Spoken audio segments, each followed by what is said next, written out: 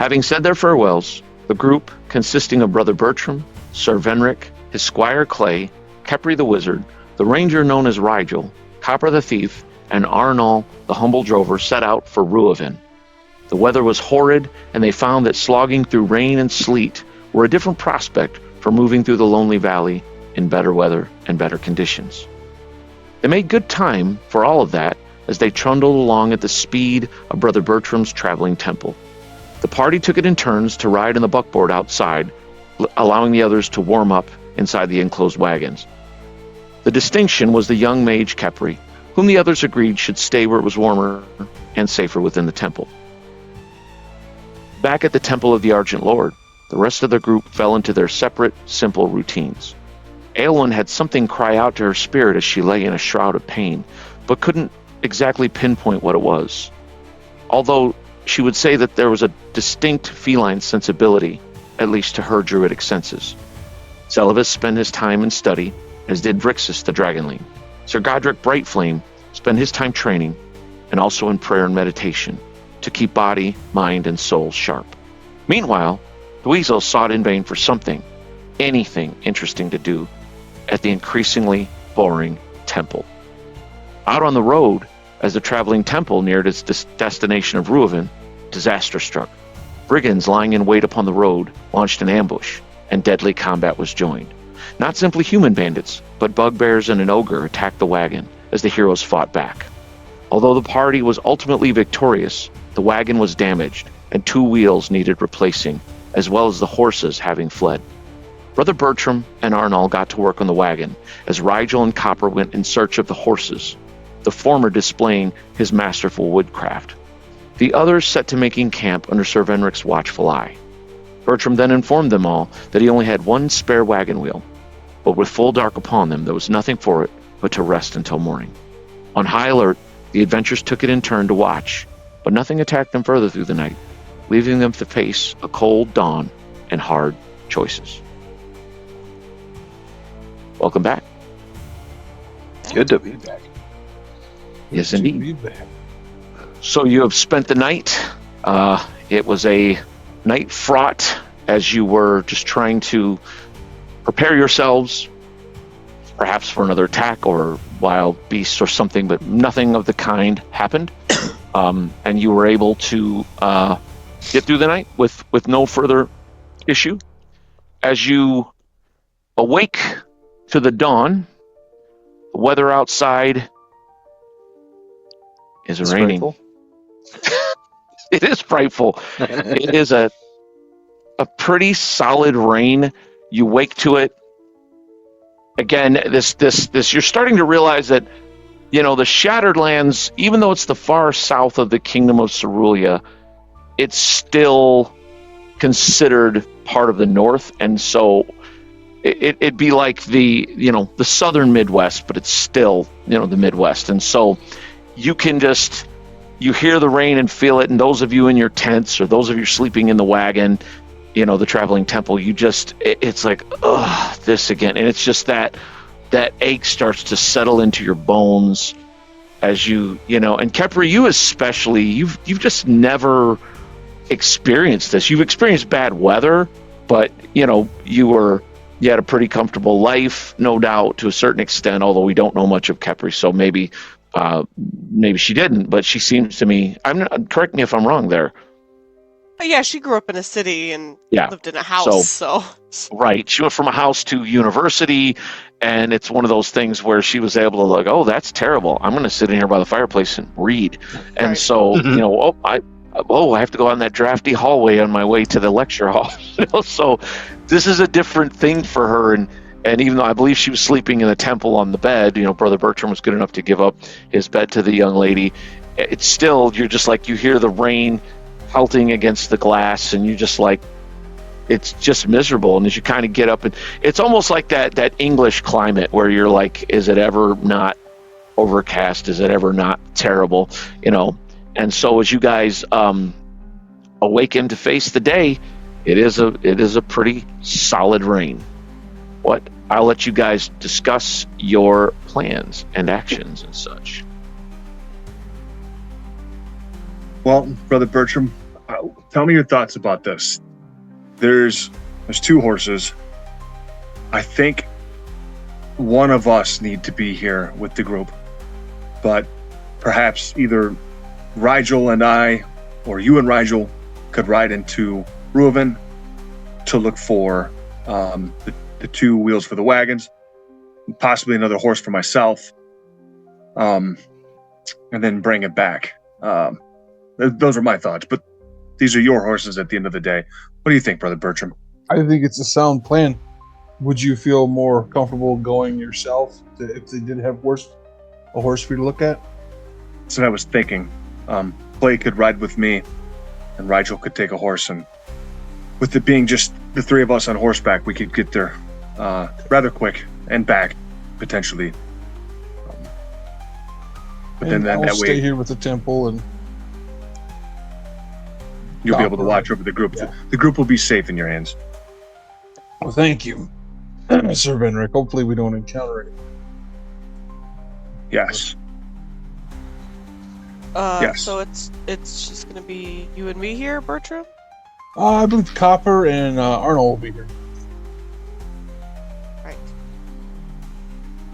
Okay. But don't worry, Kepri. You can stay inside the temple if it makes you feel more comfortable. I mean, what if they come back, though? They didn't come back in the night, but what if they come back today? Then I'll kill them. All of them? As many would challenge us. I'm not just going to let them take or kill mine. The light will be with us. Peppery, Okay. I've seen Brother Bertram stand up steadfast against greater opponents than these. The orc warlord couldn't even stand Brother Bertram and I. We might have had some luck from the light, but still, he's dead and we're not. Well, as these ogres and bugbear, we'd be fools to come back here. Okay. What say you, Rigel? Will you ride to town with me? Aye, sir. That's what you want. Clay, let's clean up the camp here, and we'll head to Ruaven at once. Yes, sir. And Clay immediately starts getting to work, breaking the camp, helping. Well, assuming now, are you guys going to leave? Are you breaking camp, or because these guys are still here? So, are you breaking the entire camp down? Are you? I just meant Venric's tent and the stuff that we have personally. Okay. Rigel, do you strike your tent as well? Yes, he will. Actually, no, because he's going to ride light because we know we have to bring back these wheels and stuff like that. So he's just going to leave that stuff here set up where it is at the moment. Okay. And actually, come to think of it, Venric will leave. He'll instruct Clay to leave our stuff as well because we do have goods to carry back. Okay. Do it swiftly, or you'll get caught in the air, boy. No, I'm kidding. Night of the Seven Kingdoms. Caught in the air. And he, again, he stops midway, getting the tent cleaned up. Yes, sir. And he kind of turns around and gets just what you guys need for the trip. As you guys are, so it'll essentially be Venric and Rigel and Clay, and then Bertram, Copper, Kepri, and Arnold staying. Right. Yes. So. All right. Do you have, do you want me to give you some money for the wheel, Sir Venric? Well, how much do you reckon that this would cost? The nobleman has no clue what anything costs. He's like, "That's people for that." Bertram is a carpenter. Would he have a clue? Yeah, let me check real quick. And so I was just thinking myself, I just Get you a shiny copper piece. That's not a do. let's see if I can find. That's not what I'm looking for. Why is it where you can't? Here we go. No. Animals. There we go. All right. So I would say, wagon wheel. And this is the assumption that you give. Also, Bertram, you're enough of a carpenter to know you need to give him the measurements. So you're like so many hands wide, of a wagon wheel, and the axle size. And in fact, you would probably know to send like just the bits of the broken wheel with him, so that he can get the right one. You're guessing, depending on availability, anywhere between like 3 to 10 gold. I want to give you 20 gold. Oh, And Brother if- Bertram, don't worry about it. I've got it. Well, at least let me pay for 10. Because my thought is, if they have 2, maybe you could buy another one, and we'll just have an. Well, you have to buy 2, don't you? We do need 2, yes. Well, buy 2 perhaps- then, for sure. Perhaps if there's a third, we could buy a third just to be safe. That's what I meant. We actually need 1 because you had 1. You had 1 spare, and we had 2 broken ones. Yep. So we have 1 broken one. So we need 1, but 2 would be great. Yes. Right. So I do hand you at least 10 gold there. Okay. All right. So you guys are taking both horses. Clay is going to ride with Venric, and Rigel will take the other horse. Yes. Yep. Okay. And you guys mount up again. It's not storming, but it's just a heavy rain. The thunder and lightning, those of you that were awake on watch, because some of you were watching, saw the storm move in the night and just kind of got, stayed in cover. And, but it's not like it's lightning real bad or anything, but it's just that heavy drizzle downpour. And as you guys mount up and split the party once more. Even further. What could go wrong? All right, you're not far from Ruaven. So, Sir Venric, as you and Rigel and Clay begin riding out, why don't you go ahead and roll me a d6 as you head toward Ruaven? Yeah. What's that? That's a 3. Sorry, I didn't hear. Okay, all right, you guys make your way to the town. And finally, I can pull up my new map. By the way, Incarnate, everybody, for all your map-making needs. It's true. It's an awesome freaking I will software. never not use it. I have realized this. Let's see. Find my map. Okay, so... Oh, wait, nope, that's Fartham. I don't think you guys want to go back there. No! We went the wrong way! There we go. Let me That's get what my it was. head. Rigel was the wrong way. All right. As you are riding in, you can see you're coming in the road. It's the only road into the place. Assuming you can see that you're heading in from the, east, traveling west. You pass, some farmland, some vineyards. You notice that all the farms are clustered very close around the stockade wall of the actual village proper. And as you start riding in, you can see that there are militia that are, they're on guard. And as you get a little closer, you can see that there are guards at the gate. This is assuming you're riding up to the gate. If you're not, if you're doing something different, let me know. Yeah, I'd say we'd ride up to the gate. Yeah, Okay. straightforward. The road leading up to the village of Ruaven is well kept, as are the farms that dot the landscape to either side as you get closer to the settlement. The village has a palisade walls and towers, and the road leads up to a stout gate. Gate guards look more like militia than professional soldiers, but they do look fairly well equipped and trained at least. The village beyond looks well maintained and fairly prosperous, and the people go about their business with an ordered manner that seems almost languid and unhurried by the standards of larger settlements. It isn't that they are not working, it isn't that they're not hustling, it's kind of more the quaint village life. But even with that, you can't help but notice they do have an armed militia, they are on watch, and as you kind of ride up, just the stockade wall reminds you that this is the Shattered Lands, for all that this is a somewhat idyllic seeming farming community. Give me perception checks, both of you.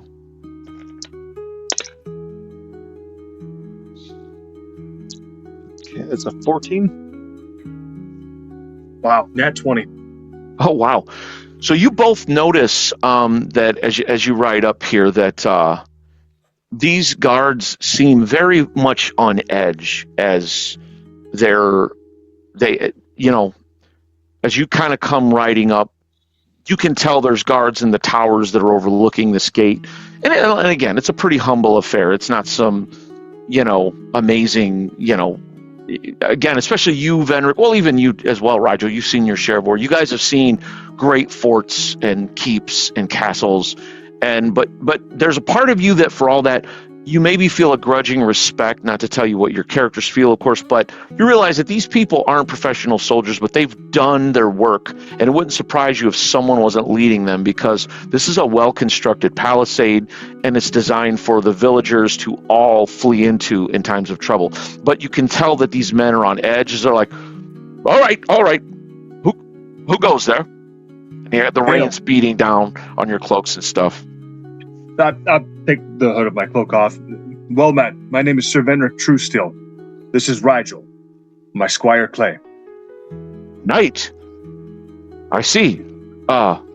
What's your business in Ruaven? I'm with the caravan. My company is back east of here. We were ambushed on the road by an ogre and some bugbear, some bandits. The Bonebreakers.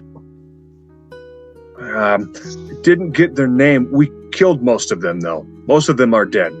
I doubt that very much. You should talk to Sergeant Fuller. Sergeant Fuller. I don't know what your business is in town, but you should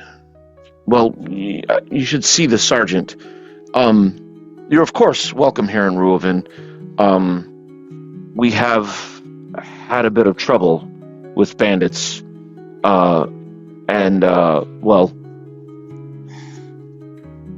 it's almost like they're choking the life out of this place. And he kind of lowers his voice as he looks around, because you can still see people going about their day. They're trudging through the rain-soaked streets. They're not, they're not like right close, but he kind of drops his voice so that people aren't within earshot when he says this. And the other guard is like, looks at him. He's like, again, they should just talk to the sergeant. He's like, fair enough. You say you were ambushed. Yes, our carriage was damaged. We seek some supplies. Need carriage wheels, perhaps a horse, if there's one to sell. See, well, we're a small town. Any kind of, and I'll just get my face out of here so we can go to, all right, the town map. He points out to the different things. He says, well, as you go right inside, if you're looking to take lodging, if you need anything like that, the Pioneer Inn is our local tavern and inn in town. It's a good place. We have the shop right next to it is the Traveler's Friend, and that's our main shop here in town. We have a temple. If any of your company are wounded, it's the Temple of the Watchful Maiden. And then we have Ironbrand's Forge.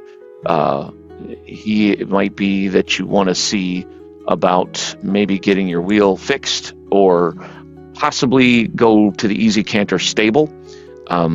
We don't have a Wainwright as such, but between the two of them, they get those types of work. They get that type of work done. Also outside, we have the Lorne Farm, which is the largest farm. Fiona, the Lorne's daughter, she's actually a priestess at the Temple of the Argent Lord. And you realize, like in that moment, Venric, that she's the young acolyte that Bertram sort of has an unspoken maybe crush on. It's impossible to know for sure, but they seem to have a little flirtiness. But if nothing else, they're definitely peers. And then there's the vineyard, and there are other sites, of course, but those would be your best bet. I would say, for getting help with that. And again, I'm going to speak to the sergeant. We don't have a militia headquarters or anything. To be honest, we mostly meet either at the inn or at someone's house, but we do train fairly regularly. And if you would at some point, I'll pass along word to the sergeant, and I'm sure he'll want to meet you maybe back at the inn, as I say. All right. Well, thank you for the hospitalities, and we'll be about our business, finding what we can for supplies, and before we leave, we will speak with the sergeant. Thank you very much. And yes, welcome to Ruaven. And our laws are fairly simple. Steel stays bared, or stays sheathed, not bared, rather. And all we ask is you respect us as we respect you. But you are certainly welcome a light sworn knight at that. So please. And he kind of steps back, and you notice that the gates are open during the day, where they don't have to open the gates or anything. But again, there are quite a few guards that seem to be a fairly high alert, and you guys ride on into Ruaven proper. And it's a small place. There's maybe a dozen plus buildings all set inside, and the palisade wall with its wooden towers rings the entire thing. Yeah. So as we enter in, I'll go to the stables first. All right. And the stables is right there. It's a hard left as you come through the gate, as you can see there. It is, right there. I'm trying to stay on camera, but also get out of the way. So let's see here. You make your way over, and you can see this wooden building has a sign of a horse and rider conveying that it's a stable. Underneath the sign, you see in, faded white letters, it says the Easy Canter Stable. Looking at, just from as you kind of ride up, there's a place to tie your horses out front. As you kind of maybe dismount and tie your horses, you can see it looks well built, well maintained, and has many stalls. It's very clean. Within, you can see a couple of grooms, and there's a gray-haired, serious woman that seems to be in charge of the place. She is looking, surveying everything as her grooms move here and there under her watchful eye, taking care of horse flesh and different things like that. And she kind of turns and notices you ride up, and she says, "Well met, sirs." Well met. We Dolores are in... Keats. I'm sorry, I did not mean to interrupt you. She gives a little bow. Didn't mean to interrupt you. Return the bow. Oh, no trouble at all. We're in need of, a wagon wheel, and two if it's possible. Also interested in any horses that you might have for sale. Ah, horse flesh. I see. Well, as I say, my name is Dolores Keats. Your name is, sir? Step in out of the weather. I know it's a fine, soft, Lonely Valley day out there, but it's still pretty brutal. And please, all of you. I step in. And she says, if you don't mind, sir, I'll have the grooms bring your horses in, get them out of the weather as well. Yes, thank you. And you notice she's instantly, it's almost like you get that sense that she's almost a little more concerned about the horses than you guys. And they bring the horses in, and as they do, they kind of bring them inside, get them out of the weather, and start tending, to them, wiping them down and everything, giving them some oats. Right. Well, I guess we should start at the beginning. What you said, you need a wagon? I take it you have a broken down wagon somewhere. Back in the road east of here, had a wheel break into pieces. This is what's left of it. We need to replace it, and we'd like to buy a spare if you've got it. Was it the wyvern? One of them cries out, and you hear the other ones, "Shh! It's a beast. It's not like saying it out loud is going to draw it here." No, it wasn't a wyvern. It was a group of bandits, and I believe of the 8 that attacked, 6 of them were dead. And you see they all look at each other with grim looks. Bonebreakers. And she shakes her head. I think these bandits are worse than this beast that plagues us from the sky. It comes when it's hungry. the wyvern is, well, we can understand that.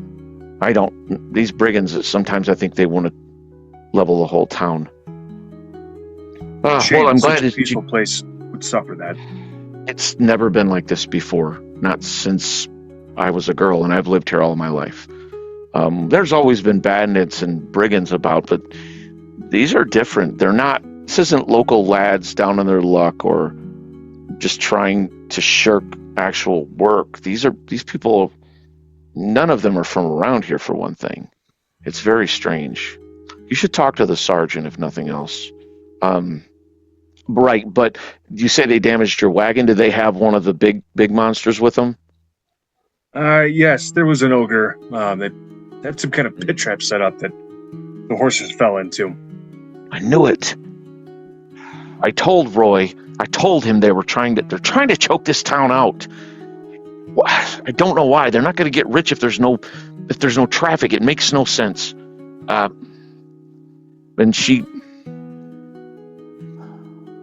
Roy Fuller's a good man, our sergeant. He's a retired soldier, and credit where credit's due. He's done wonders protecting the town. But sometimes, I don't know. I don't want to speak ill of him. And you see one of the grooms, well, maybe you shouldn't, ma'am. She's like, well, if he had a bit more sense, he would realize there are more important things than trying to forget about war. We still have the safety of our village to think about. Look, at any rate, I'm sorry. So, did you leave your wagon there? Because I hate to tell you this. If you left your wagon there, it's probably stripped. It'll be gone by the time you get back, or at the very least stripped of all valuables. No, we've got another half of our company there to guard it. Oh, okay, good. So you need a wagon. Well, We with just that- need the wagon wheels, 2 of them. Right, the wagon wheels. I'm sorry. All right, here's the thing. We don't have a Wainwright anymore.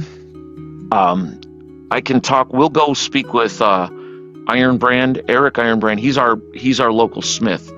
He's a young man. He learned his craft from his father. Took over.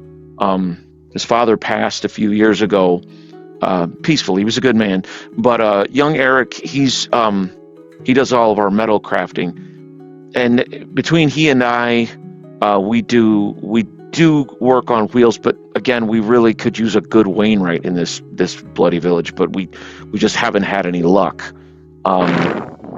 So we need to talk to him. But before we move on to that, you say you're looking to buy horses? Yes, preferably a war horse, although I realize that that's a tall ask. But we thought war that horse. this might be a good place to start. Forgive me, Sir Knight.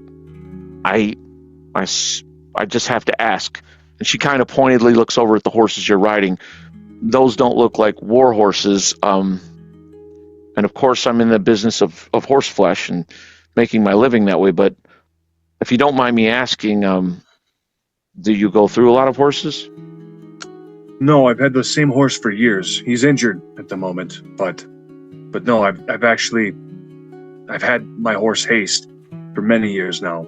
He's like I said, he's down and out, and I need a replacement while he heals. And when Haste is better, I'll tend to the 2 of them. My squire. And you see Clay pipes up, Haste is the best horse ever. And she's like, I'm sure he is, lad. Very well. Forgive me. Many people do not like my prying questions, but I just can't, in good conscience, sell one of my horses to someone that is not going to treat them right. But you definitely don't seem like one of those. Let's see. Let me take... and so here's what I'm going to do, Sir Venric, because here at the Easy Canter, you actually have a 25% chance of there being a war horse for sale. Ooh. So percentiles?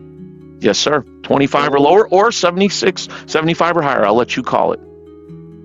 We'll go 25 and lower. Okay. 76. Oh, no. Oh. I am so sorry, sir. I had one, but I sold it. I don't know if you know there is a tournament upcoming at the Great Keep at Riverwatch. I am aware. Yes, and all war horses seem to be in high demand. I do have some riding horses and some draft horses. If you're interested, I understand if you're not. I am interested. What's the main difference between the two? Well, you can ride as you are currently. The horses you're riding, they're draft horses. Riding horses are just simply they're a little bit faster, a little bit more maneuverable. That's the main difference. They're just built a little more for speed. In game terms, really, just put it this way, there's no a horse is just, I believe, a horse. Although, now that I mention, I should probably check that and just make sure that I'm not feeding you a line of bull. I think statistically they're the same, but I could be wrong. So let me take a look at that. Now that I'm thinking about it, there may actually be a different. There is a difference. Just in game terms, a draft horse is slower. It has a speed of 30, but it has 3 hit dice, whereas a riding horse has 2 hit dice and has a speed of, holy smokes, 80 feet. So a draft horse is bred for great strength and endurance, used to pull vehicles and plows or as beasts of burden. Riding horses are lightly built horses adapted to run at high speed. They can survive purely on grass wherever available. Whereas a war horse is 3 hit dice, and they're a little faster than draft horses. So these riding horses they're faster, certainly, but they're not as hardy and as tough. So if that helps you. So fair enough, I was wrong. Yeah, no, that makes sense though. We are interested though in a riding horse. I think that would make sense. Very well. Let me see what we have. Okay, over here, we have, she points out one, we have a bay horse. We have a chestnut here. These appear to be our 2 riding horses. The chestnut is younger. She's a fine mare, though. A very good riding horse. I bred her. And she's pointing the features out in this chestnut horse. She's kind of lovingly petting her, and the horse wickers very fondly at her. Clearly, she's very good with her horses. So yes, she's probably the better mount. She'll make a better in the long run for you, I think. Your knight, even if you use her as a secondary horse, just a riding horse. I will stress she has not been trained for battle. She's not bred for battle. So she'll be a lot to control if you try to ride her into a tournament or a combat. She'll be a lot, and she'll fight to protect herself, but she's just not trained for anything else. All right, I'll be mindful. What do you think, Clay? Can you help me take care of a second horse? And his eyes get really full and big, and he's like, "Yes, sir." And he kind of steps up, and he's like, "May I?" And she's, "Well, of course." And he starts petting the chestnut horse, and she's got that beautiful kind of like, chestnut color, like almost like a piece of really fine furniture. And she's got like white socks, and he's petting her and petting her mane. Does she have a name? And you could see that Dolores, she shakes her head. She goes, "No, Lad, I stopped naming them when I was about your age because I'm in the business of selling them, and my father would always get after me and say, you can't get attached." And he was right, so I don't name them. We just call her the chestnut right now. She's ready for sale. Again, if you're interested. I am. Clay, when Haste is back on his feet, the chestnut horse will be mainly the horse that you ride. So Really? expect you to take good care of her. Wow. Really? My own horse, sir? That's right. Well, I'll be riding her until Haste is back with us. But yes, when we have Haste, she'll be yours. Oh, yes, sir. Yes, absolutely. And he, even if anything, he like steps in a little closer and is like stroking her mane and talking to her and, just petting her. And, he sneaks her half of an apple that he produces from somewhere. And she kind of grins at the boy, and she looks back to you and she's like, "Look, times are tough and horse flesh is rare. I could let her go for 100 gold. All right, I'll take her. Very well." And she says, will you be needing tack and harness and a saddle? Yes, I will. All right. Saddle and bridle are 25 gold. Saddlebags are 5. So for 30 more gold, you have the whole kit. Right? I hand her the gold. All right. All right. Well, she can stay here with your horses, and we'll take care of your horses while you're in town since you're doing business with me. Do you have perhaps a bit of the wagon wheel with you, especially the part that goes on the axle? I do, and I brandish the pieces that Brother Bertram gave me. You know, as a DM, I should know what that is called, but I don't know what you call that piece. I would almost call it a rim, but that's a modern vernacular thing, or not. But she says, "All right, let's go over and see. Let's go over to the smithy." All right, having spoken now with Dolores at the Easy Canter stable, you she says, well, we should go to Ironbrand's forge, and she leads you over. Let me lean back out of the way, and you can see where the smithy's marked on the map, and I'll send you guys copies of this map. I've kind of got to get better at that, but again, you just got here. So she leads you. She said it's right next door, and she actually leads you out the back where you can see there's a back door through the stables, and the house directly behind is actually her house. And she leads you through, because again, you can see that there's a yard where the horses can get exercise and things like that. And she leads you out, and there's a small side road and on into the smithy. And where the smithy is, you can see there's again a house, and there's the actual blacksmith proper, and you can hear the clanging of metal on metal. As you get over closer, you can see a well-kept smithy can be heard long before it is seen by the ringing hammer blows on metal.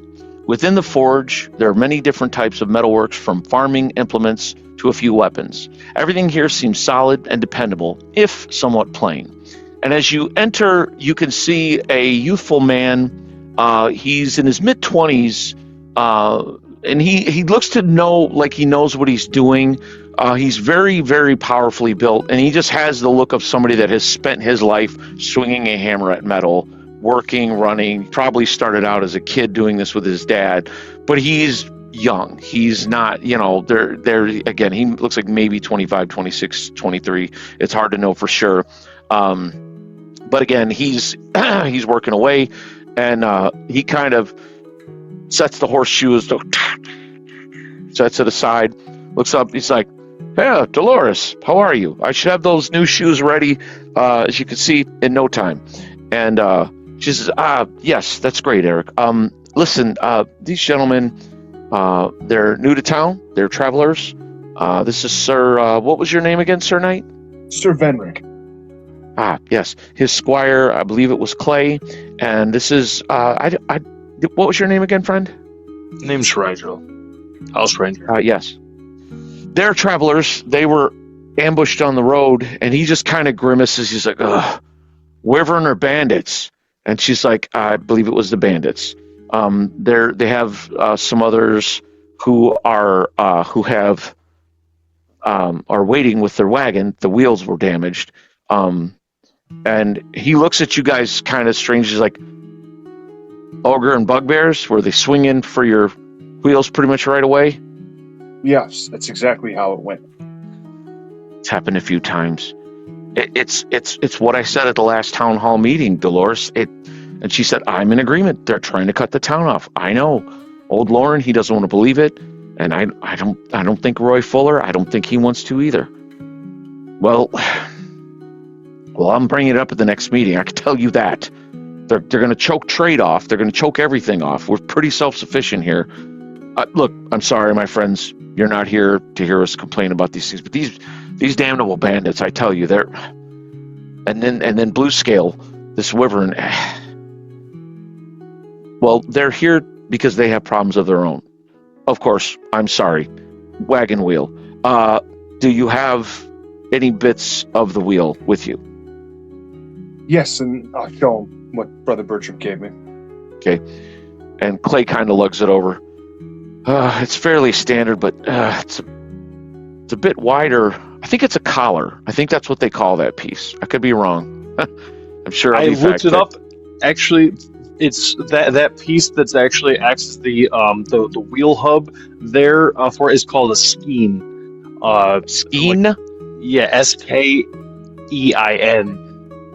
Okay. And then Almost like a there's skein. there's Okay. like an actual tree that goes into the skein, I guess. Gotcha. So he says that. He says, the skein, yeah, because your DM did not know. I was going to call it a collar. So anyhow, he's like, well, I'm not a Wainwright, and we haven't had one in some time. We've been hoping, we've actually put the word out among the other villages and things, but no such luck so far. If you're traveling anywhere, Ruaven's a great place to live. It's a great place to raise a family. If you run into any qualified Wainwrights, please, we need one. But again, I've been doing some work, and he kind of, you can see there are a few of these skein pieces and a few of other pieces. This is a larger skein than what I have seen before, my friends. This is no ordinary wagon you're pulling, I'm guessing. No, it's big. There's a living quarters inside. It's a good size. Yes, that makes sense. So you can see that this is reinforced. It must have taken them some doing to break this. But I see the skein itself. Okay. Well, the good news is I can just reuse the skein here, and we can reconnect it to another wheel. It's going to take some time, though. Have you taken lodgings?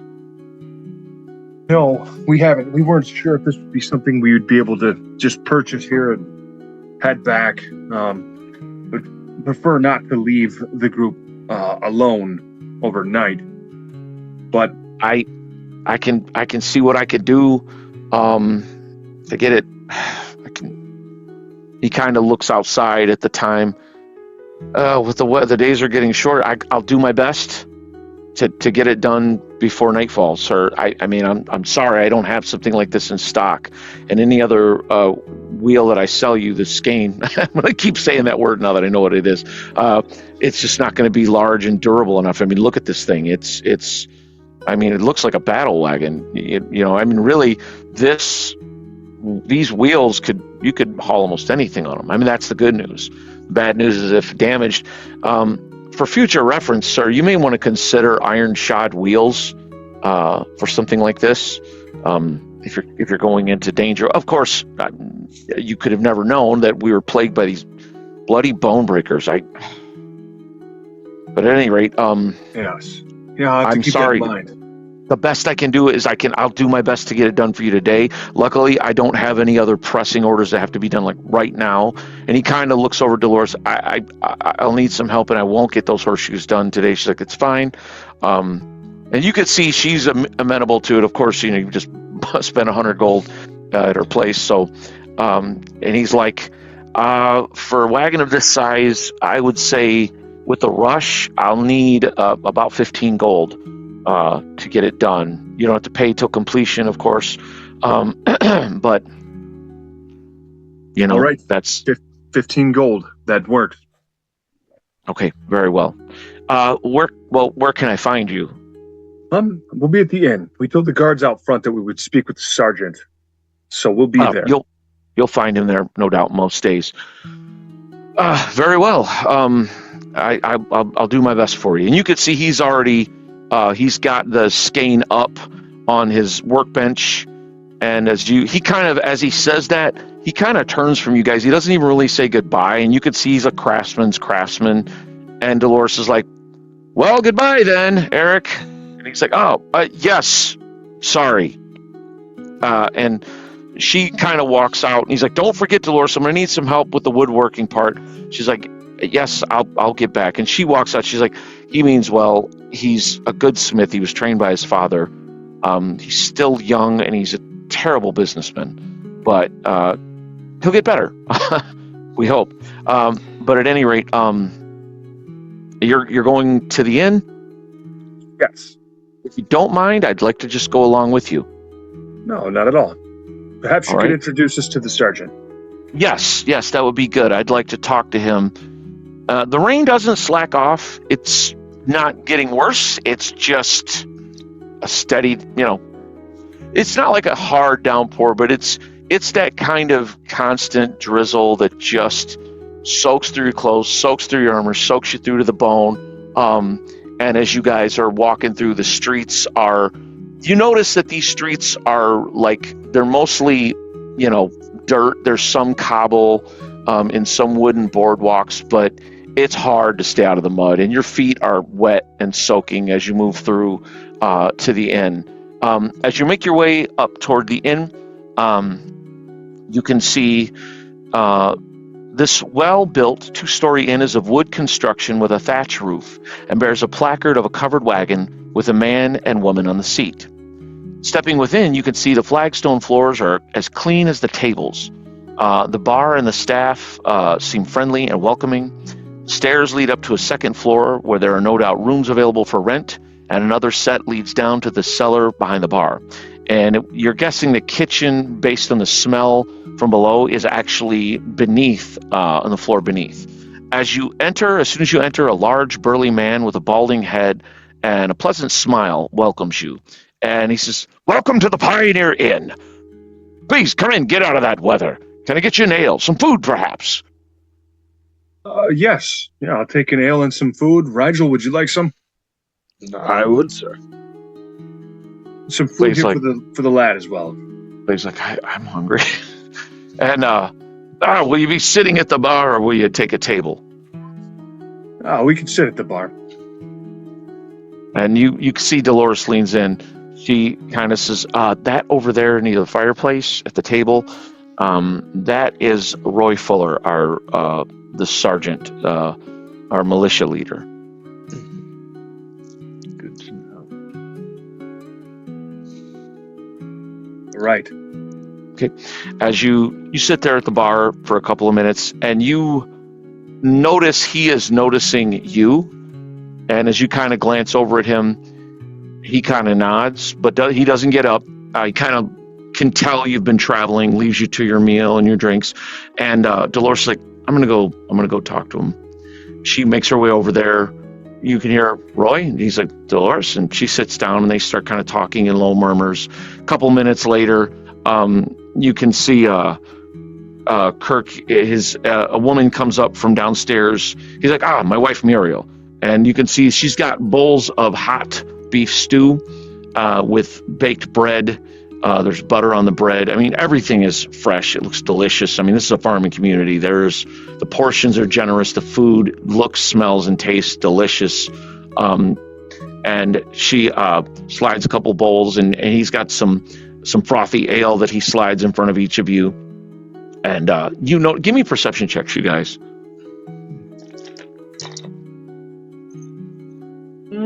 7. That's 12. All right. You notice, Venric, despite yourself and your discipline, you're hungry, and a hot meal as a knight and soldier, you just kind of dive in. But Rigel, you can't help yourself. You always take everything in, and you notice a few things as you kind of glance around.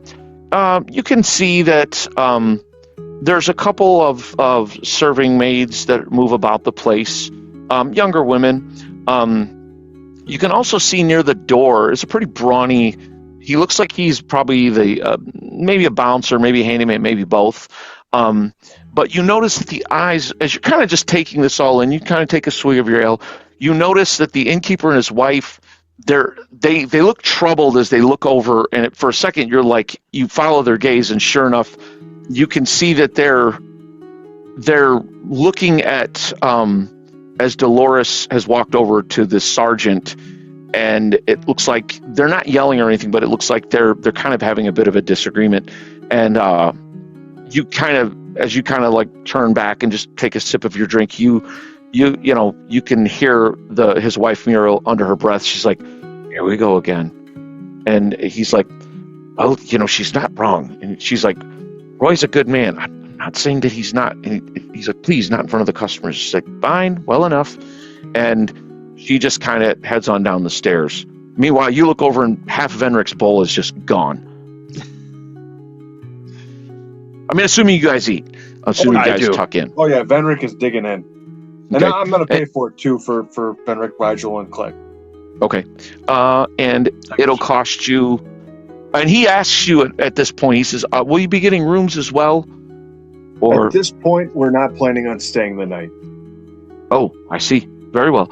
It's, well, it's, our fine, soft, lonely valley weather. It's 5 copper for the meal, and including an ale. And it's 2 copper if you want another ale after. Just so in case you change your mind, because the weather's terrible, it's a silver to rent a bed in a shared room. And that shared room has 2 bunks, sleeps 4 to a room. If you want a room, we have a couple rooms that are single beds, larger beds, and that's we call them the merchant suites, and those are 2 silver per night per person. But again, I say you're moving on. So, but just so you know, but it'll be that'll be 15 copper for the 3 of you for the meal. I pay up. Okay. You guys take a few minutes to savor the meal. It's very delicious. And, you kind of hear the sound of raised voices after a minute, and you hear Dolores, well, what are we supposed to do about it then? Huh? Sit here, wait, do nothing? And you can hear this deep baritone as this man answers her back. You act as though these things are my fault, as though there's something you just want me to ride out and handle, Dolores. You don't know anything about combat and war, trust me. And, it's kind of coming to a head over there. And you can see that the innkeeper, Kirk, he's like kind of shaking his head, and he doesn't seem ready to go get involved in it or anything like that. Yeah, I go over there. Okay. You start walking over that way, again, the clink of your mail. And she glances up, and they're both sitting down, and she looks up as you hear a man of action. Perhaps this is Sir Venric. Perhaps they were attacked on their way in here, Roy. This can't continue. He kind of stands to his feet and extends a hand. Roy Fuller. Shake his hand. Sir Venric Truestill. Well met. He kind of gestures to a chair. But my friend here, we are still friends, aren't we, Dolores? Yes, Roy, we're friends. But he's like, I understand. What's got her so upset is the situation with the bone breakers and the wyvern. And as I keep trying to explain to her, with the war on, manpower short. I cannot get anyone to come from Riverwatch, at least not quickly. I've sent word. I don't know if any of our riders even made it through. I know we're cut off. I understand that. I heard you were attacked by bandits as well. Yes, there were, I'd say about eight or nine of them. They attacked us on the road east of here, set up an ambush. We killed almost all of them. Maybe 2 of them got away, but yeah, there was an ogre, some bugbear, and then the rest just bandits. But perilous road indeed, and we've heard about it. It sounds like it keeps happening out here in this area, as well as a wyvern that you're worried about. And she, as you're saying all this, she's like, she does this. She goes, "See, you see, Roy, a man of action. You see, they killed them all." And he's like, "Yes, Dolores, I see. I understand. Sir Venric here is a knight. Look at his gear. Look at the way he handles himself. That man over there, because Rigel didn't come with him, right? He didn't. He's been watching the bar the whole time. And he's like, that man over there is a ranger, a professional scout and tracker, unless I miss my guess. These are not local militia. These are not hands that I have trained that go work in the fields for 90% of their lives. These are trained killers. These are not what we have here." She kind of loses patience and stands, "Well, Roy, we have to do something. We have to do something." And he's like, "Peace, please." And she just storms out. And she says, I'll get to work on your wagon wheel, Sir Venric. And she just kind of, he does like this. And, one of the waitresses comes over and brings a couple more ales. "Please, my friend." He kind of takes a drink. Yeah, thank you. Yes. Rigel, do you come over to the table or do you stay where you're at? He'll now that he's kind of seeing that things are settling out a little bit, he'll go over. All right. As you do, you see the young barmaid coming back, and he's like, Callie, and he holds up a finger. She's like, right away, Roy. And, she kind of turns to go get another ale. Clay is kind of turned. Venric, give me a perception check. You too, Rigel. 14. That is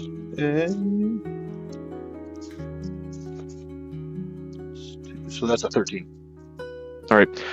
You both notice young Clay making eyes at this barmaid named Callie. She looks to be a year or two older than him, but he is like agog. He is smitten. And as you guys look, she's pretty. She's probably 17 or 18. But whereas you guys, especially, I think Rigel, you're in your, didn't you say late 30s or something? Yeah, he's in his late 30s. This looks like a little girl to him. Right. To you, it's like she just looks like a kid. And Venric, even to you, because you're only, what are you, 28 or something?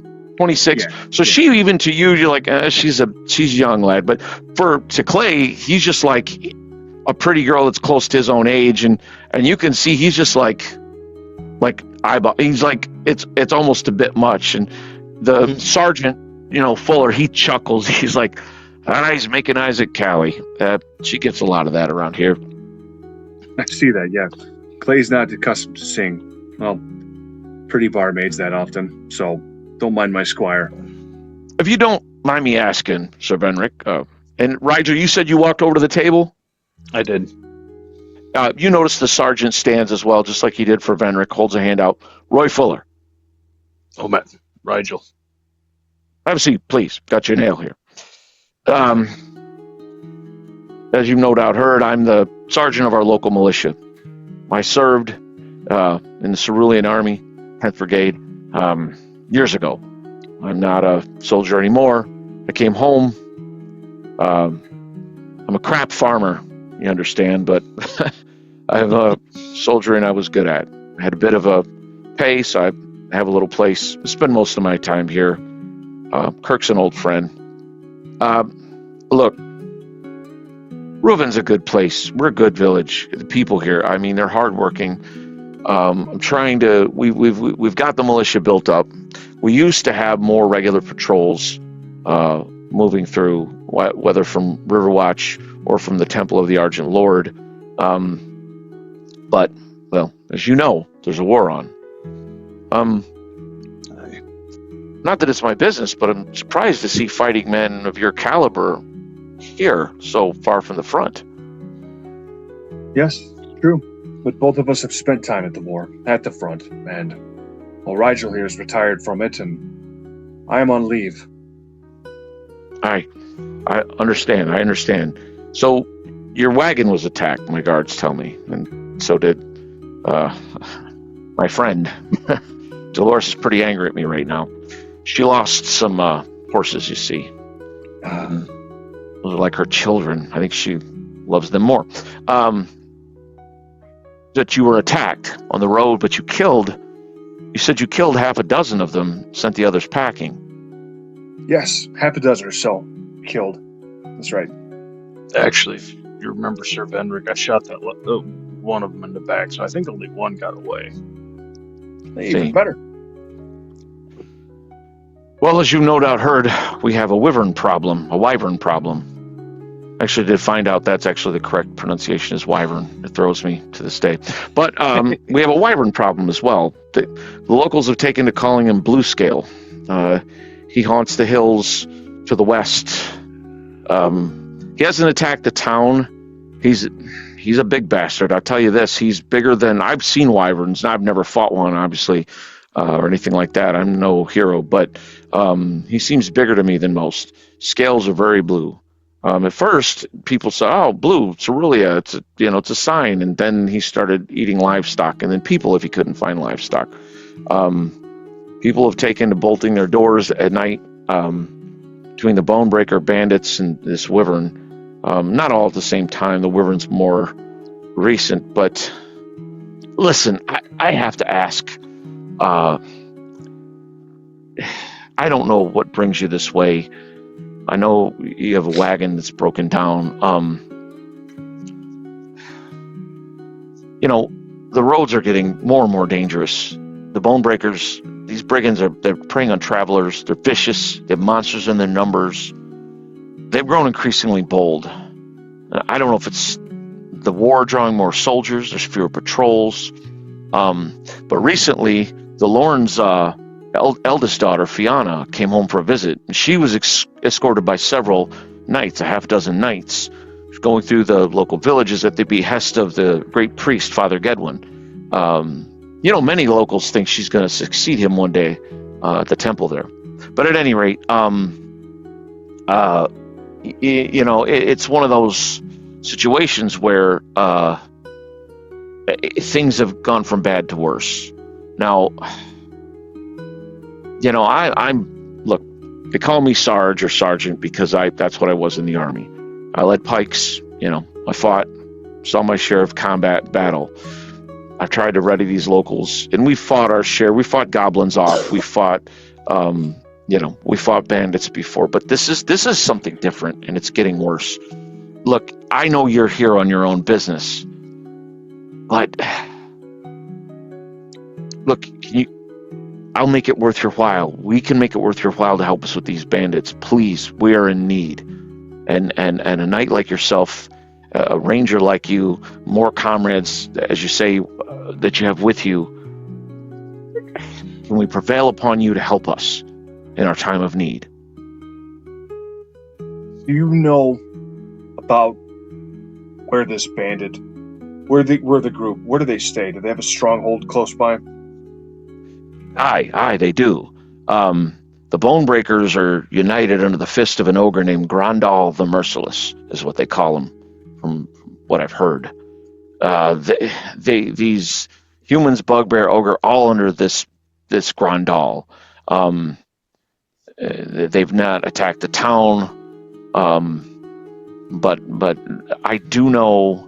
I don't know exactly where, but you might want to see Nate, the hunter, Nate Randall. He's a local woodsman. He knows more about this area than just about anyone. Our Nate? Yes, he was lost in what were the woods called? I see.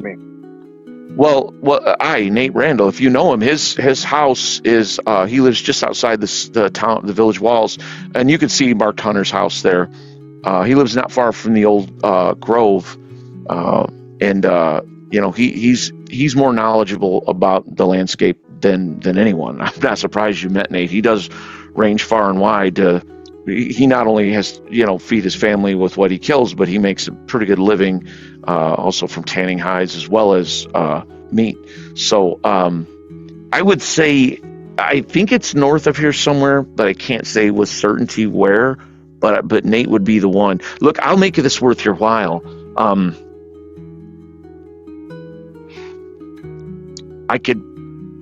sure I can get the village elders to agree 300 gold pieces to take care of the brigands.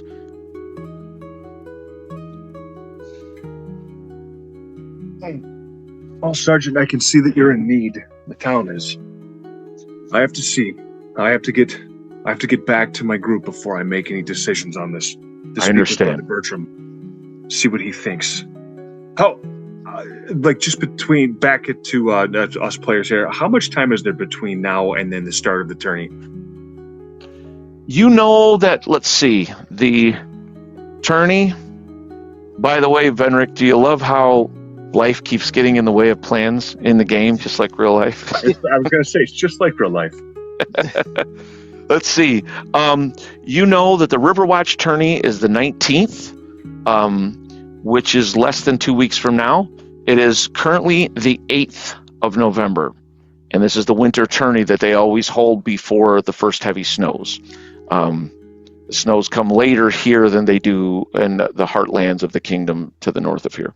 About a week and a half until the tourney, and we're 2 days ride out still from Riverwatch. Yeah, you'd guess a couple days. Yeah. Sergeant, I can't give you my word just yet, but it might just be that we have time. See, we're on our way to Riverwatch.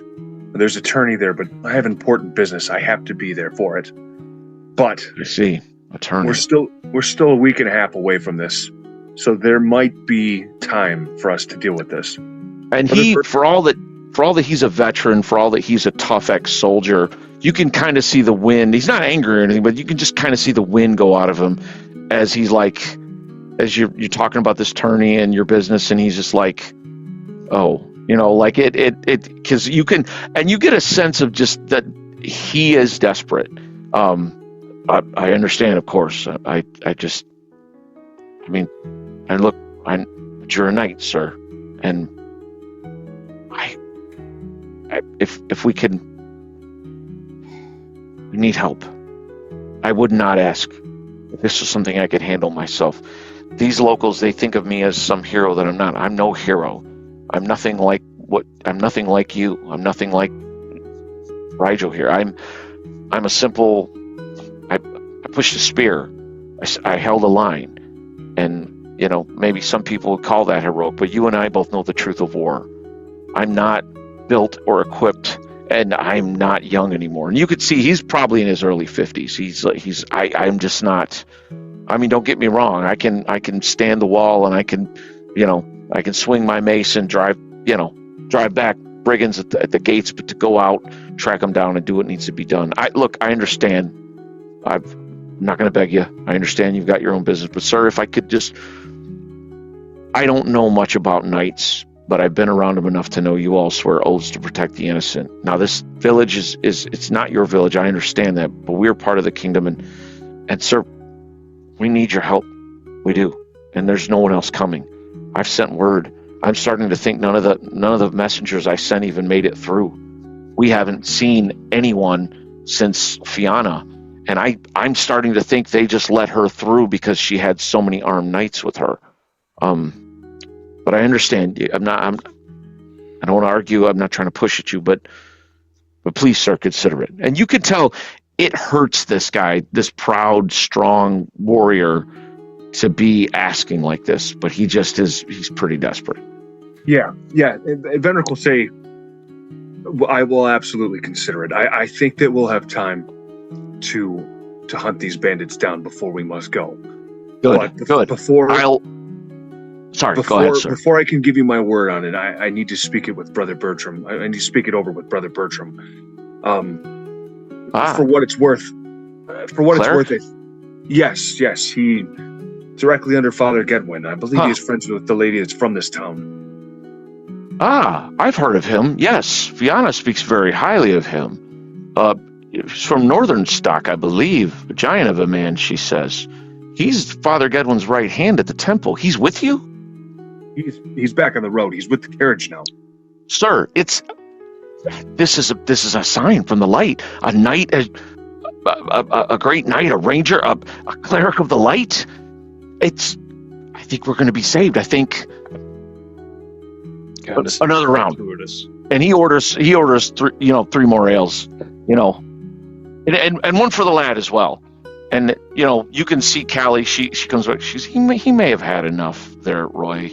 And he's kind of like, you realize at that point you've always been careful with how much Clay, gets to drink, and you realize he's working on his second ale.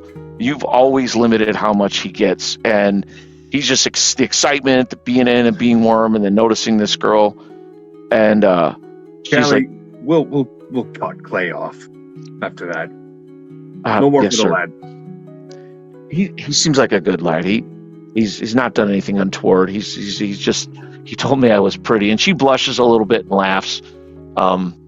He's a brave lad. lad. He's had a bit more than I think is probably his usual. But yes, and she goes and gets a few more ales, and at that point you see Clay. He kind of gets up. He's walking a little unsteadily across the tavern, and at about they're only about 10-15 feet from you, and he's like, "What's your last name?" And she kind of like looks over and grins at him, and she as She looks back at you all for a moment, and then she says, "It's Barton. It's Callie Barton." And she like kind of then turns and walks back, and he kind of walks over and kind of stumbles into the chair, like takes the last little drain from this ale, and he's like, "Sir Renrick, did you see her? She's like an angel." Aye, Clay, I saw. She's pretty. Let's sober you up, though. She's really nice too. And like the sergeant is like trying to hide his chuckle, but he's failing pretty miserably. Sergeant, for what it's worth, I think that you've made the right call. I know that manpower is short in the valley, and I just can't see you sending anybody out. Not that there's enough to spare as it is, but I don't think it would be wise. Listen, look, I know we just met, but if there was a meeting of the town elders, and if you were still in town at this point, would you be willing to speak to that very point? Yes, if it happens to be that we're in town at the time. Absolutely. I just, Sir Venric, Rigel, I mean, look, you're experienced warriors. You know the face of war. It's like I keep telling them right now, we have walls, we can defend. It's the very reason they haven't. I cannot just send these boys out there. They're not trained for that. We do well to just keep the farms and fields right around and eye shot of the walls safe. And again, used to be there were patrols, and the Lord Commander, I mean, I'm not blaming him. You understand, with war, he's had to levy. I mean, heavens above. I think that's why right now he's still going through with the tournament. I think he's trying to rally. I think he's using it as a drive to rally more troops. I don't know if you're familiar with Sir Roland, but he is, he's a great knight. He's actually he has the last surviving stronghold south of the Thunder River. And from what I know, just soldiers talk, as you know, we gossip as bad as fishwives, but he and the Lord Commander have been at odds because Roland won't send men. He says he will not abandon his post that he received himself from the king, unless he gets direct authorization from the king to do so. He will not abandon his post. He will not. I know I've met Roland before. He's a knight's knight. He's like you. He's older, but he is. He's not. No, he's not much older than you, I suppose. But he's a stern man. He's got a backbone of solid steel. I'll tell you that. But at any rate, I'm gossiping too much. I know you have business to see to. So with that in mind, my friends, I'll be here. With your permission, I'll at least talk to the elders about the possibility of you being willing to deal with these bandits for us. Yes, you can speak with them. The smithy, if he's done with our wheels soon, we'll go back, meet up with the rest of our party, and we'll be riding back in probably sometime tomorrow. And by that time, I'll have filled Brother Bertram in on all of this, and we'll make our decision about it. Excellent. Speaking of Brother Bertram, let's cut away to that stalwart cleric of the light and young Kepri as they are at the camp. What would you guys be doing through the day?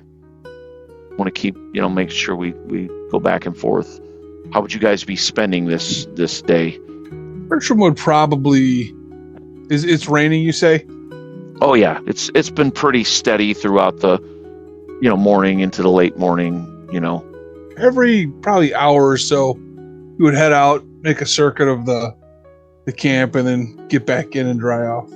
Okay, what would Kepri be doing?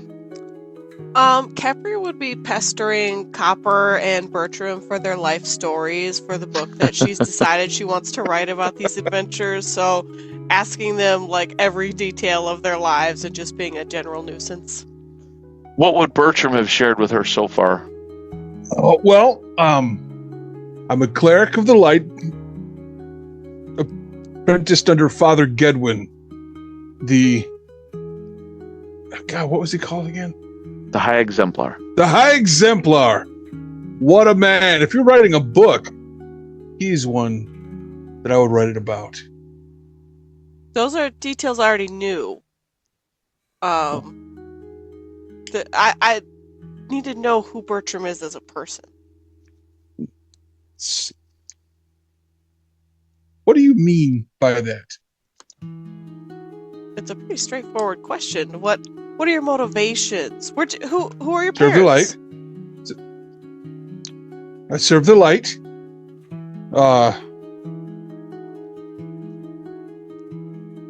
And your parents?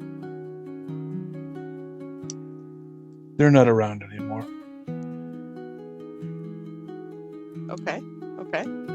Tragic backstory. Okay. Got it. And she just, it goes on and on all day long just with that. Like, okay, yes, Cleric of the Light, I got it. But, what would you say your biggest flaw is? So on and so forth.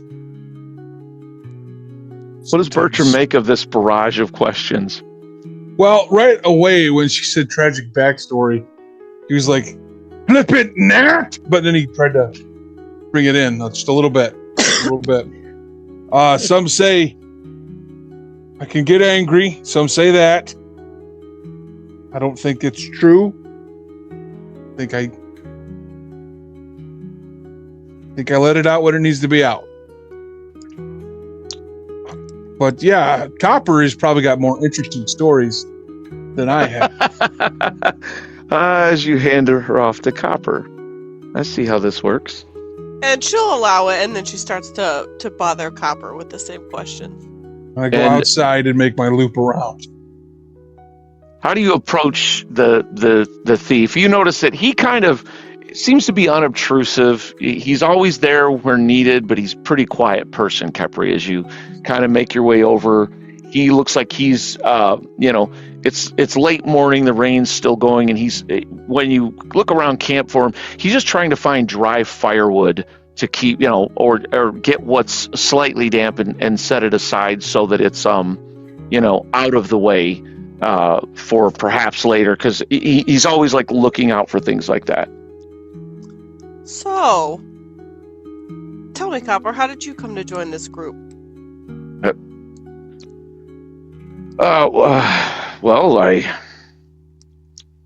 They found me. They rescued me. I owe them my life. I see. So tell me about your life, everything. How was your childhood? Why? Oh, well, I'm gonna write a book about all this, so I need He to know looks everything alarmed about the over at characters. Bertram, like trying to catch Bertram's eye. Bertram just shaking his head. Bertram's like, oh yeah. I don't really talk about myself, ma'am. We're too nothing- boring for your book, I think, Kepri. Yeah. You'd maybe want to talk to Bertram. He's lived a much more interesting life. I just came to help you. Or Sir Venric. Sir Venric, that man has mighty warrior. You could write 10 books on his life alone. 10 books, indeed. That's a lot of books. Yeah. Though, in any good book, it's the interesting side characters. Now, see, in life, who's the side character, who's the main character? That's the interesting question.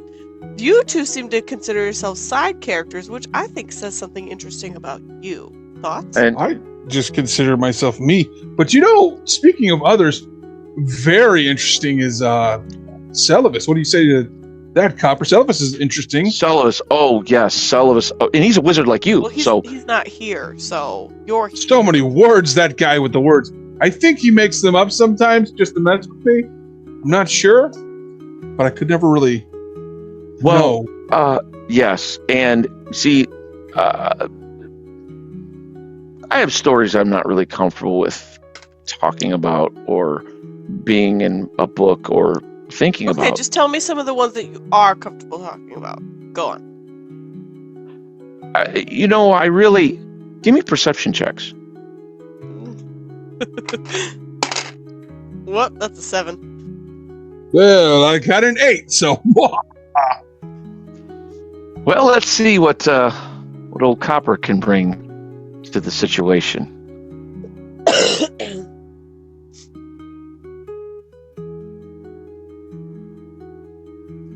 Okay.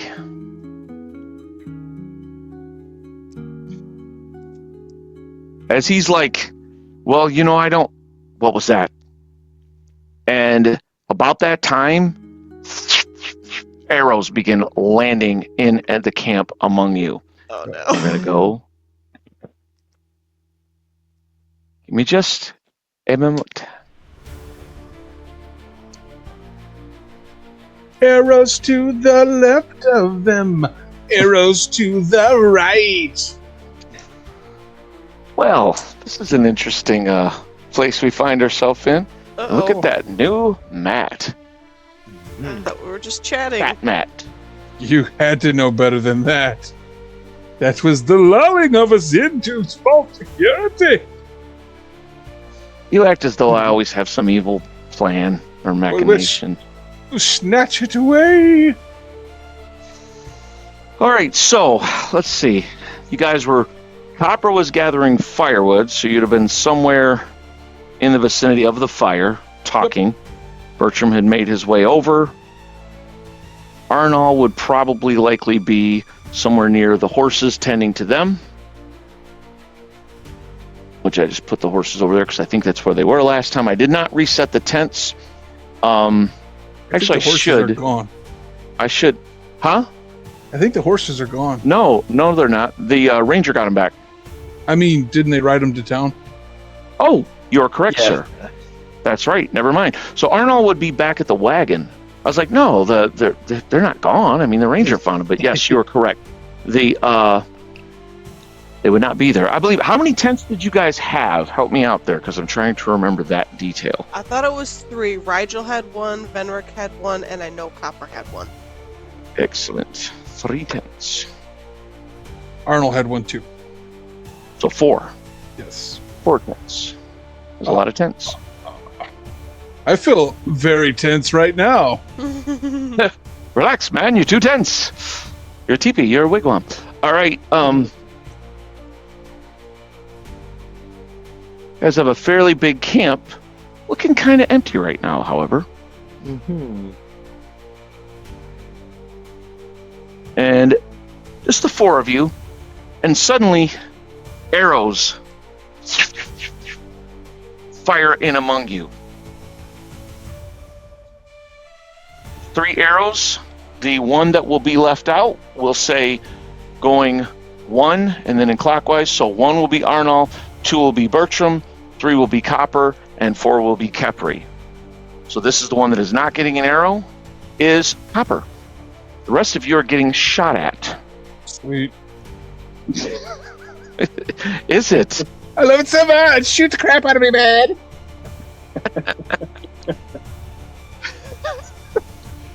Oh man, this never gets old for me. All right.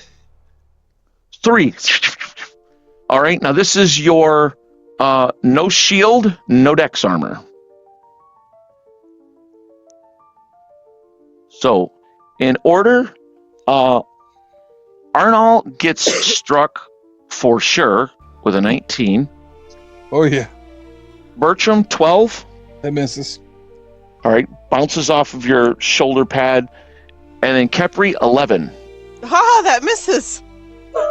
You're just so small, it goes right over your head. You don't even duck it. And as you guys turn and look, you can see forms moving toward your camp. This is an important initiative roll, so I'm going to go ahead and let's see. Nope, the ranger's not there. Oh, Squire Clay's not there. Sir Venric's not there. Yep, the horses aren't there. It's just the priest, the drover, the thief, and the mage. Priest, a drover, a thief, and a mage walk into a bar. Oh wait, they didn't. They stayed at the camp. Walk into We an wish ambush. we were in the bar. All right, let me hand back, and let's go to the cards. Somebody tell me when I should stop. Now. Oh no! No, I don't mean now. Oh boy. That was fun. All right. Hey, you never did damage for Arnold, man. Oh, I'm sorry. Yes, Mhm. my bad. Let me get that. Arnold takes 3 points of damage as an arrow just sinks into his chest. Does he yet stand? Yeah, he barely does. All right. Good, because 3 more arrows. The odd person out that is not getting arrow this time is Bertram. Apparently, they're not targeting you because they don't think they can hit you. Arnold? Oh my God. 16? Yep. Copper? Nope. 6. And Kepri, an 11 again. The light. She's a believer, folks. For 2 points in the torso again on Arnold, center mass, and this porge over. He will drop. As Arnold goes down. All right, it is at this point that you see several more bandits running towards you from the brush. Got my best rover. Back in town, Benrick's like, they're fine. Let's have another ale. It's fine. All right, so you guys can see forms actually be coming from off this way, rushing the camp.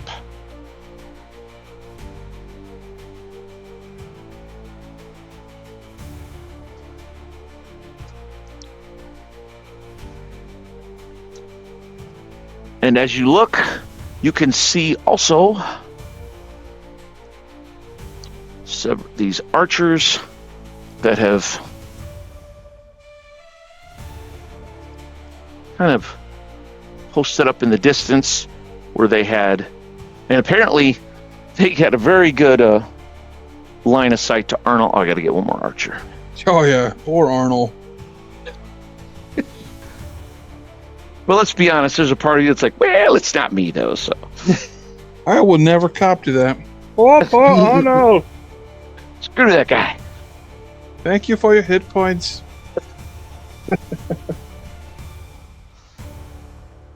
And you can see where they kind of crept up. All right. But that is as far as those guys can get as they start rushing your camp.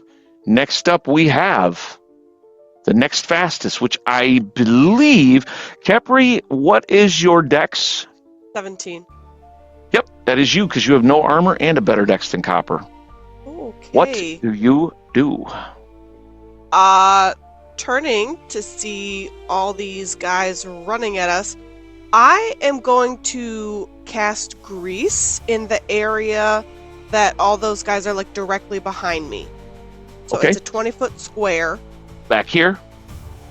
Um, Or so there's 2 coming this way, and there's like 3 coming in this way. yeah, those two back Okay. there. So you kind of Um, whirl. Yep, and I'm gonna cast grease on the ground where they're at. It's a 20-foot square area, Yep, that'll get them both. Kind of. and they need to make a saving throw versus paralysis to not fall prone. Okay. Saving throw versus paralysis, you say. Let's see. Stay with the chest.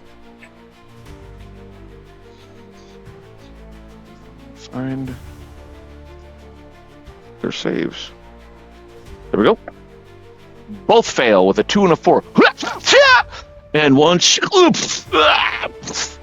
And they both kind of slip and fall back behind those rocks and stuff. Okay. And then I am gonna try and, with my little legs, get under the traveling temple for some cover. What's your movement? 20. All right. So you cast that spell and you whirl and begin running toward the temple. You'll get next to the wagon. Okay. But you won't be able to quite duck back in and get Okay. a little bit better. So you like run up to the wagon, but you're not able to like get underneath of it quite yet as you take off at a run. Brother Bertram. Cool. Let's see. I'm gonna move up on the closest one to me. Be this guy here. Do you charge him? You know what? I will charge him. Oh, you don't seem very like enthused about charging him. Well, I want to hit him. Die, maggot! How about a 21 Yeah, that's gonna do it. for 7 Nice. damage in the torso? Yeesh. Get upset about it, why don't you? A little bit. All right.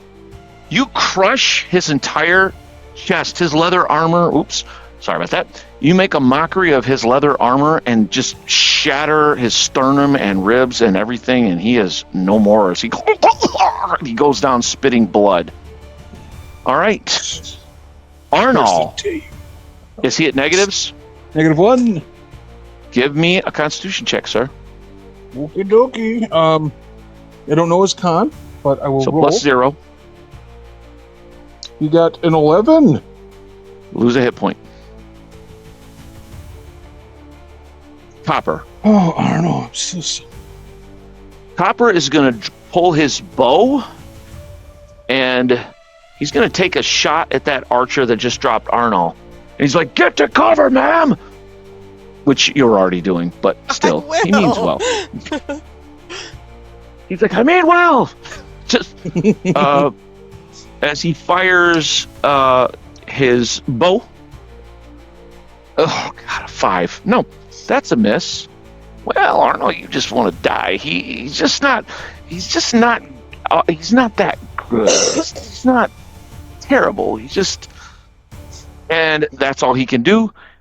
And that is round 1. Right.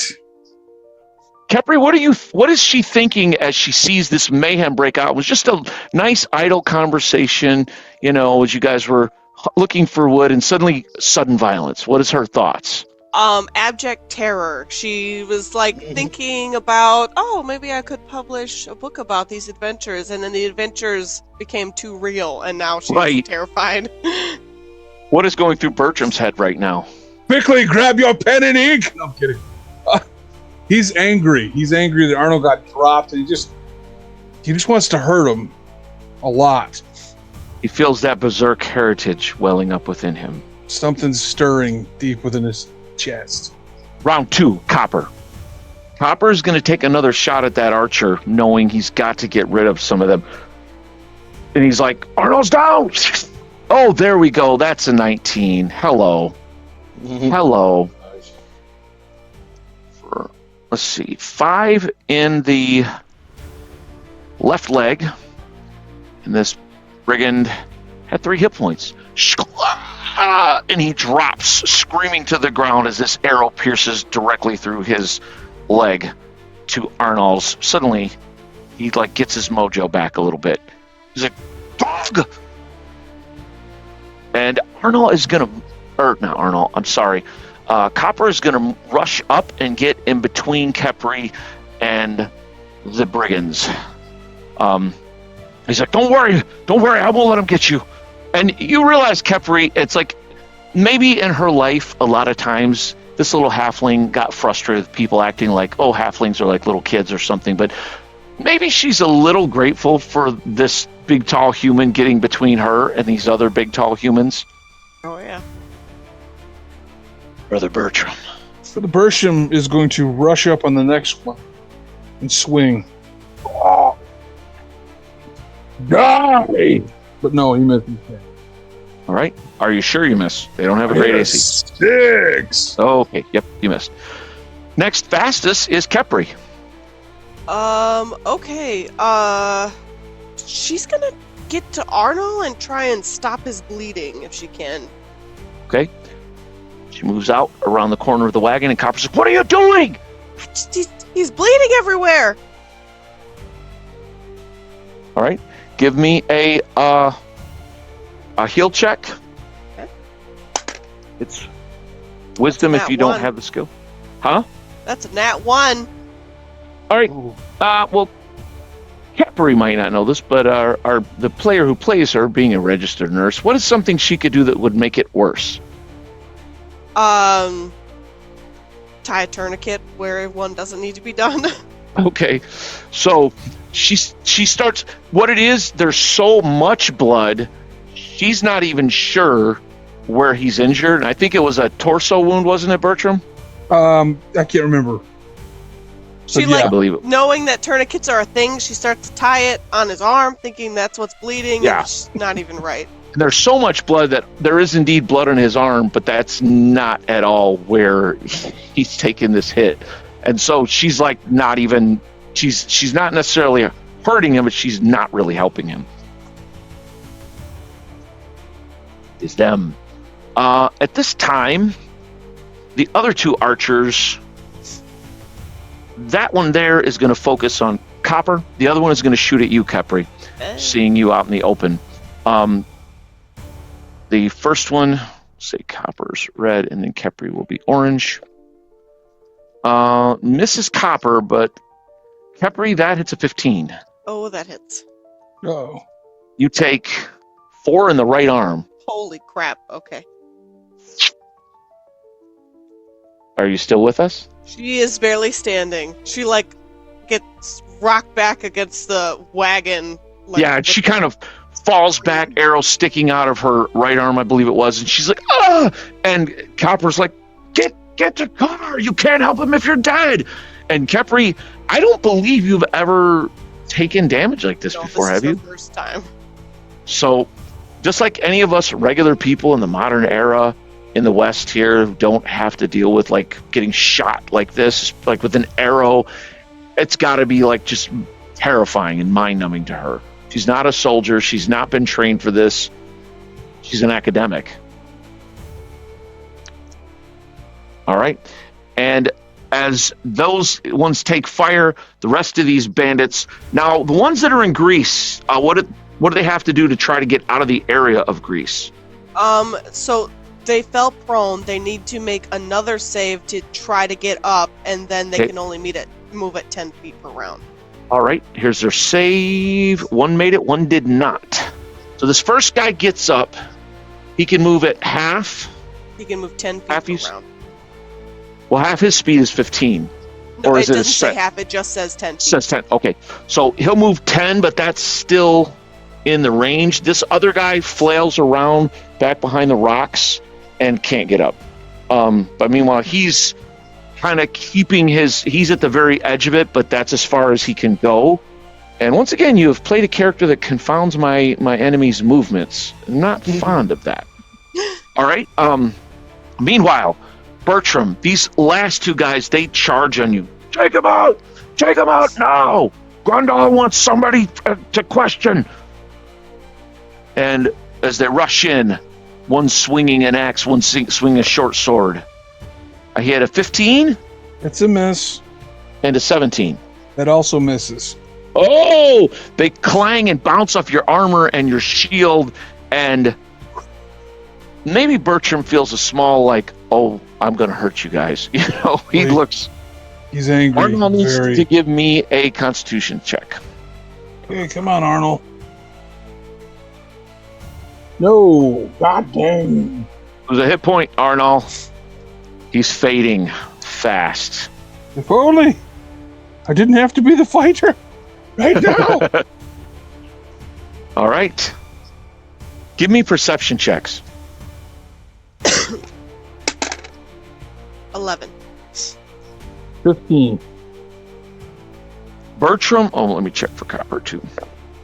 Yeah, you and Copper, again, Kepri, you're not hearing anything but the thunder of blood in your ears, but Bertram and Copper hear something a bit larger moving through the brush towards you guys. Next round. Round 3, fight! Kepri. Okay, she is, like, crying, and she, like, holding her shoulder. She's gonna crawl her way under the wagon. All right, she gets under the wagon. Is there anything else she does? Because she can, I'll give her half her movement if she still wants to do something else. Yeah, so looking at the guy that's coming from behind the tent, the one she'd cast grease on that got up, she's gonna try and cast Cause Fear on him. All right. Cause fear. Yep, so he needs to make me a saving throw versus spells. She kind of crawls under the wagon, rolls, but has enough sense of mind to whisper the words of this spell. Saving throw versus spells. Yes. How about a 6? It's not That's a going to cut fail. it. He It's needs to definitely a fail. run away from me at his top speed. Through grease. Through grease, yes. So, all right. He starts to run away. Shockingly enough, fails a save, gets just behind the tent, and he falls over and lands in grease. And he's just back there, like basically wallowing, trying to get away, but having really no luck at all. It'd be hilarious and if I he's- wasn't like afraid for my life. right? If you'd have an arrow sticking out of your shoulder, because it's actually in your shoulder. Brother Bertram. Okay, can I get between those two guys and walk up to the dude on the rock? He is up on the rock. I just want to you get to the base of it. Yeah. And I want to smack my hammer on the ground. Oh, there it is. I was wondering. Such a good move. So that's And you're far enough away from your friends, because what's a 20-foot radius? 30 foot. Well, you might knock Arnold. Yep. You're good. All right. So as you slam it down, actually, I think you get... Yeah, buddy, you get all of these guys except for the ones... You do get Copper as well. Oh my God. I didn't realize. Copper's going to have to make that save. But hey, it's every one of them except for the ones that are already in grease and can't seem to do anything. And one who's, if he can get up, he's just going to run away. So, right, is that a saving throw versus, what's it versus? Paralysis. All right, I'm going to, let's see. Fail, so knock prone. Okay. And then I know we do damage, but we'll get to that. This guy, 15? Whatever their paralysis save is. Oh, duh. Yeah, I'm sorry. Yep, he makes it. All right, this guy, no, prone, flag. And the final guy, nope, prone. Oop. These guys are just like not, except for the one, and it makes sense because he's like up on the rock, so he like, but he holds his feet because he's not just right on the ground there. The rest of them are prone, and how much damage do they take?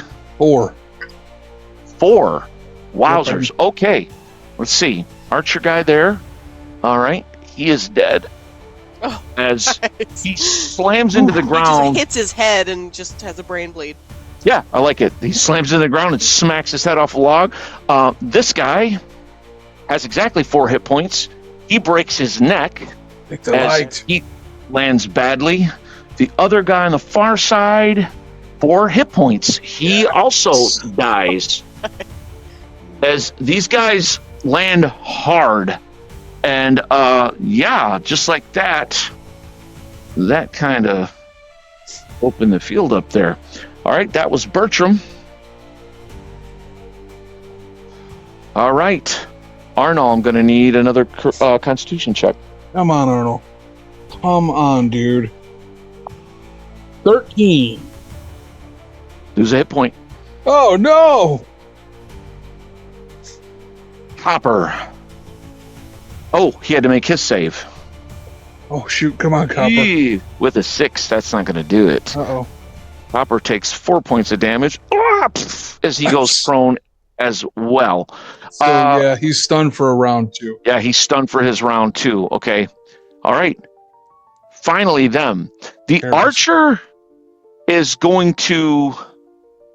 He's just going to draw a short sword and try to stab you because you're up in his face.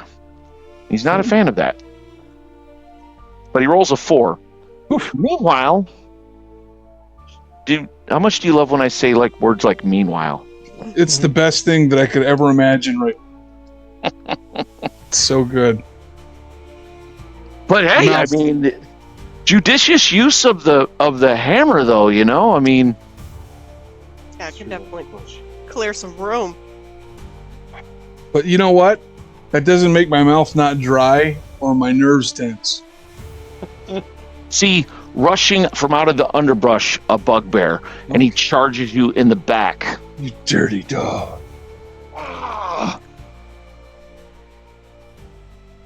He's Bertram like, didn't even know he hit Copper. He thought he was far enough away. he's Come like, on, oh yeah, Copper! Copper's down. I got to remember that. And he's like, Grandal says we only need 1. Huh. Oh, but he misses. Woo-hoo. Really? Woo! All right, here we go.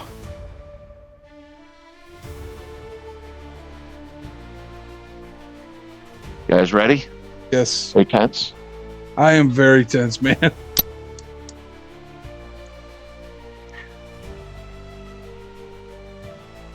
Capri. out of self-preservation, she's gonna pull and drink her potion. Oh, there we go. She Yes. pulls her potion out. Gurgle, gurgle, gurgle. Oh, hey, actually, that gets her back up to max. And then she's gonna say to Copper, if you throw a torch on them, they'll burn up over there in that grease area. Oh, okay. I don't, just like all shook up.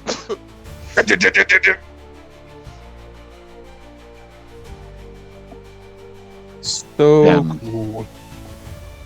All right, the archer goes to stab at you.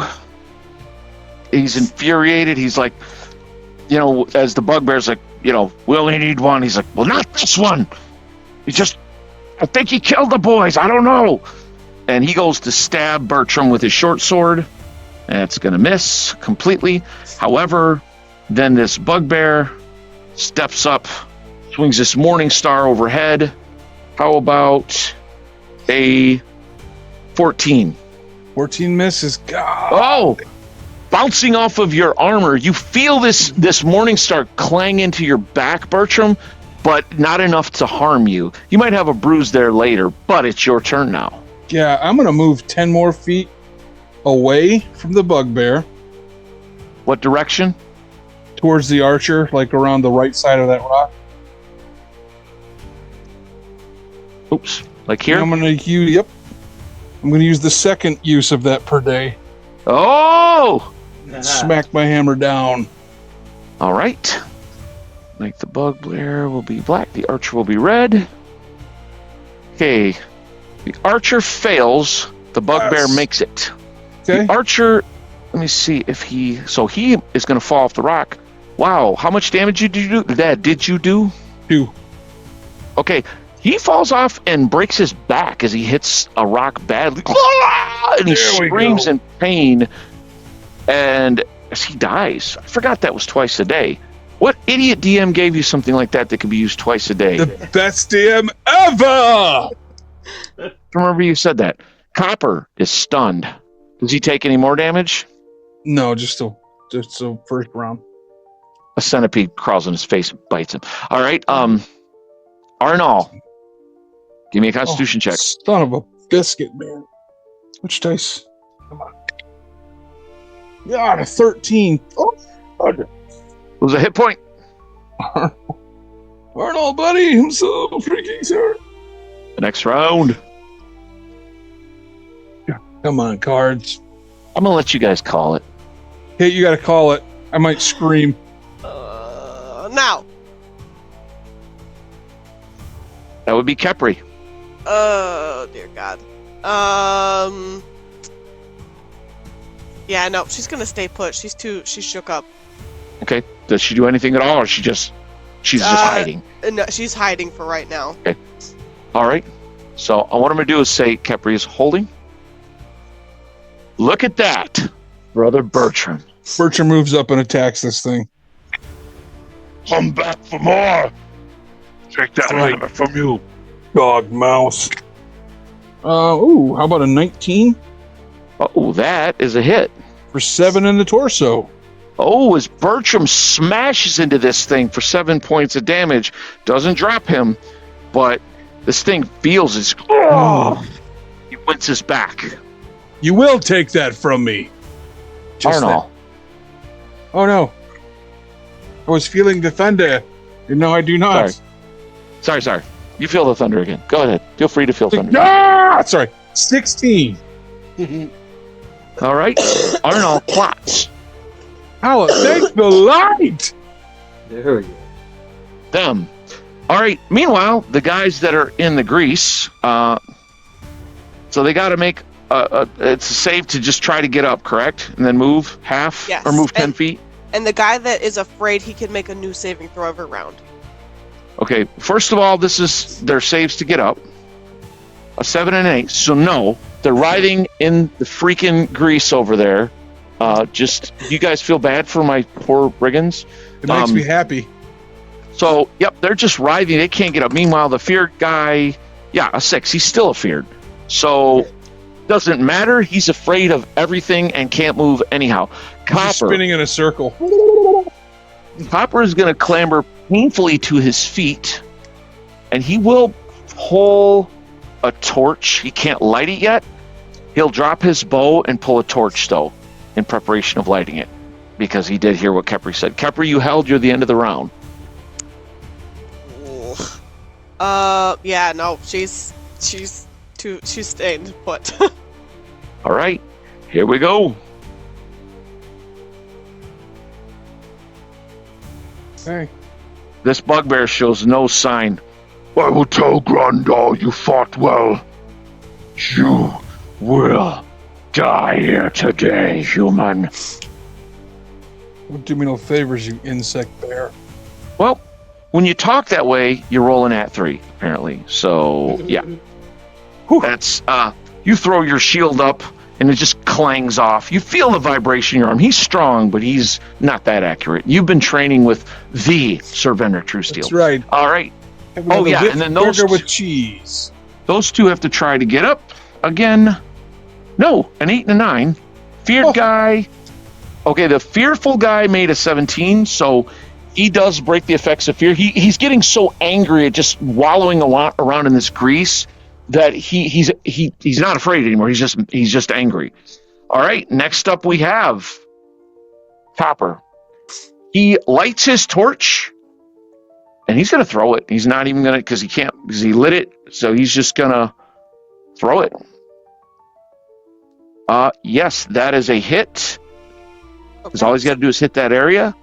So it says they're going to take 3d6 points of fire damage every round that they're. Oh my God, are you serious? Gone. Yeah, that's right. Gone. That's yep. So. All right, you want to roll it? Sure, I Kepri? would love to. Holy crap. 10 points of damage. Okay, so as Copper hurls this torch, you hear they go up in a conflagration and are burned to death immediately by this torch that just flames up very bright. Well done. Wowzers, that was grim. And the worst part is they can't even get up and try to run. They're just rolling in the very thing that's burning them. And their screams last a little while. It's pretty horrific. Arnal has clotted. Kepri. You guys hear her throwing up under the wagon as the screams and stench of burning men hits her. Like it's too much. She's She can smell that stench of bowels being released, because that happens when people die and get shot and stabbed in combat. And Copper's like, don't get vomit in your wound, whatever you do. Brother Bertram. I'm going to swing at this guy. Speaking of vomit in a wound, Brother Bertram. What? Oh, hey, there we go. Dirty 20 in the left leg for 7 hit points. You buckle this bugbear's leg, shattering bone as he falls backward and collapses. Thank the Argent Lord. I rush to Arnold. Okay. You hear also the sounds of this tiny little halfling. Hold on, I'll get you in just 1 minute. Oh, Arnold, Copper. Sorry, go ahead. be okay, Arnold. How injured is he? He's at -5. Ooh, yeah, boy. But I'm going to use the healing hands. And for 6 hit points. All right. He pops awake. One eye opens. Sir? It's okay, Arnold. I thought I was dead. The light was with us. They Shot me with ambushed an us. arrow. You can Bandits. see as you're doing the healing spell, you pulled the arrows out of him and stuff, and he kind of leans up weakly against the wagon. Copper looks under the wagon. Are you all right there, ma'am? I don't feel so good. Come on, let's get you out of there. And he kind of extends a hand to help you out. She looks like, just for a minute, like just like a trapped animal, just too afraid to leave the safety of the wagon. And Copper is someone that's been captured and tortured and lived in terror. He's surprisingly gentle in this moment. He's like, "It's okay. It's all right." Bertram dealt with the big one.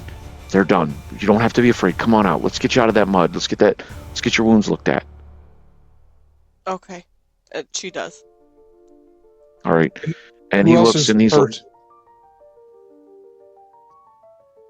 I mean, I took a potion. I mean, Okay.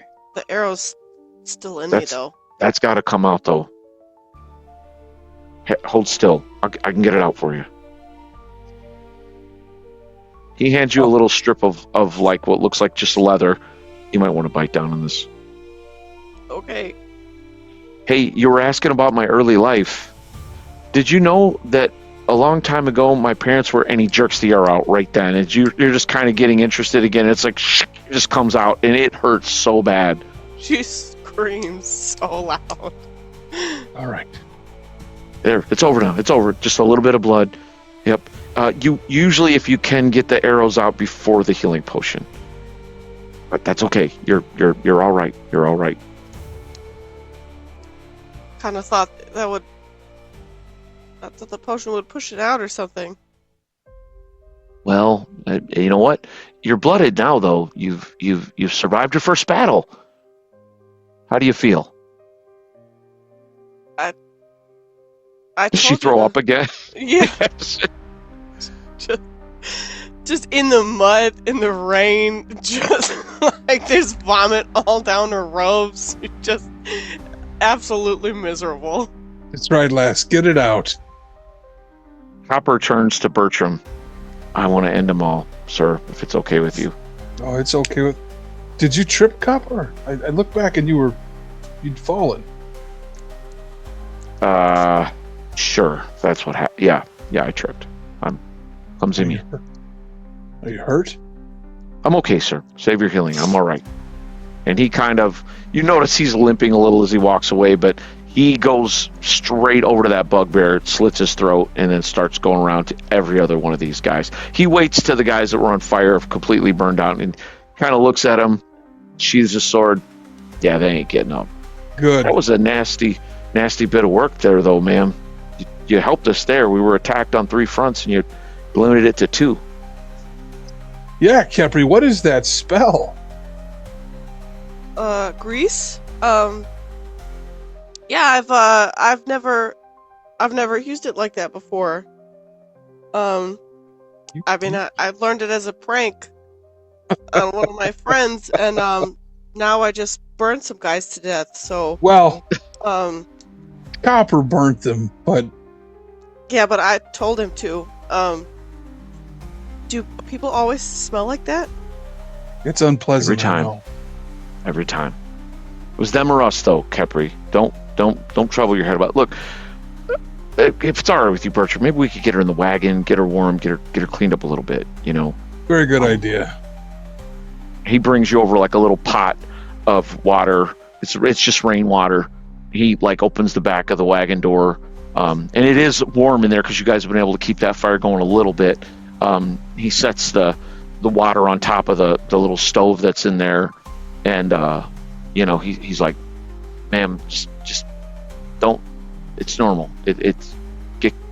Take care of yourself. Get cleaned up." And he kind of lays a hand very gently on your shoulder, and you can see Capri something in his eyes, and there's this like commiseration. You can sense, even through your own horror at having actually killed people, or even indirectly you killed, had a hand in killing them, and on the mud and the blood and the terror. You get the sense that Copper is, in that regard, he's been through a lot of pain in his life, and there's just this very surprising kindness and gentleness towards you because of this. And he kind of nods and he steps out of the wagon, shuts the door behind him. She, like, very slowly and just, like, shuddering, just gets the mud and vomit and everything off of her like it's a bad dream. She can't scrub it off. Yeah, knowing her as someone from a little bit of means, maybe she's got a fresh tunic she can pull out of her pack, and she examines the wound. It's already, because the healing, and again, the way I play healing is it it's shocking though, because it's like all that months of healing that would happen at once from magical healing. It's like this rush, but it leaves you exhausted, and she's probing it. It's already a scar now that the arrow's been pulled back as an after effect of the healing, but it's tender. And she maybe peels off her tunic where there's some vomit and some blood, washes her face and hands, and pulls on a fresh shirt. And you realize this other shirt's going to definitely need to be at least hung out in the rain or something, scrubbed. Is there anything else Kepri wants to do in here? No, she just sort of huddles on the bed and just, is like kind of lost and reliving what just happened. Okay. You get dried up, cleaned up a little bit. What do you do with your disgusting shirt? Just leave it like near the door, or? No, she'll take it outside and maybe hang it over one of the wheels that's not broken, Okay. so it can sort of. Bertram and cleaned. Copper see her kind of, again, it's almost like a little kid carefully climbing down the back of this wagon with the tall steps, and she comes over and she kind of business-like. She's got her cloak on, but a fresh shirt. She puts the old shirt out there. And as she kind of heads back in, Bertram, what are you going to be doing? Bertram would just take a minute and survey the carnage, and he's going to kneel down and begin to pray and just thank the light, the Argent Lord, for favoring him today and allowing him to save his companions. Okay. And as you're doing this, you're a little distracted. You can hear, like in the background, Kepri, you hear the door to the temple close as Kepri goes inside. You hear Arnold kind of coughing a little bit. He's healed, but he's again that wounding. And these are not people that are used to this kind of battle. Arnold's like coughs lightly, kind of starts to get up. And mostly the most distracting of all is you just hear, and you look over and you crack one eye while you're praying, and Copper is done slitting throats, and now he's looking at coins, and he's not stealing them or anything, but he's like just making a little pile, tossing, clink. That's one.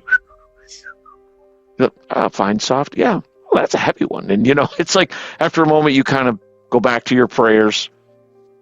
I hadn't thought to do that. Well done, Copper. Of course, my lord. Money makes the world go round. These buggers ain't going to be needing it no more. He kicks one in the side. Just kicks the corpse indiscriminately. And they deserve nothing more than that. Vultures. All right. Do you want to? I can let you know what the bodies had on them. Yeah, Yes. I got it. You want to? Yeah, please do. Yeah, I think I've been doing it for this group. Good. There's a 10% chance they'll have a healing potion. Okay. Give me 1 second. 19. Nope. Close. The bugbear does have a healing poultice on him. Okay. There's a total of 106 copper.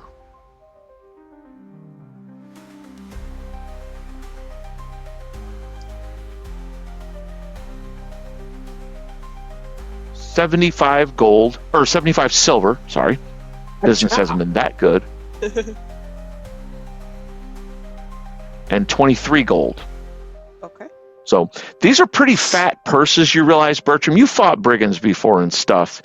And whereas Kepri might not realize, you're like, oh, these guys have been making some coin. If the run-of-the-mill bandits have, some of them have actual decent amount of gold on them and stuff. After a while, I'll go into knock on the door of the traveling town. Oh, come in. I'll kind of come in and close the door. Sit down in the chair by the desk. How are you doing, Kepri? I'm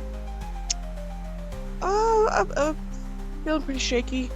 Alternately, really glad to be alive, and I can't get the smell out of my hair. I feel like it's in my hair. Yes. A nice bath and perhaps some lemons to smell will help. Fresh out of lemons, though. It's hard.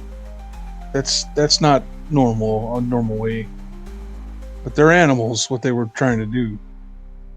Doesn't make it any easier. I don't. How do you do this all the time? You know, there's no joy in the actual act of taking the life. It's more, the way I look at it, is who am I protecting? Who am I stopping them from doing this to? What innocent did I save by putting an end to their existence?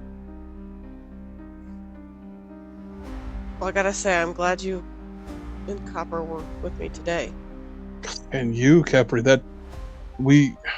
I wouldn't have been able to focus without those spells you cast. You're stronger than you think you are, I think, but hopefully you'll never get used to this. That's a good thing. Well, I don't want to feel like this all the time. I suspect there's a fire in you yet to flare up. When you see innocents suffer, it does steel you to the task at hand. It's not that I wish they were alive and I was dead. It's just their expressions. I mean, the way his leg looked when you crunched it. It just stuck in my head. It is a foul business, to be true. It would that all walked in the light and was peaceable with one another, and there's a darkness in the world that requires the light to be hard at times. I, as a cleric, am what I consider to be a hand of the light.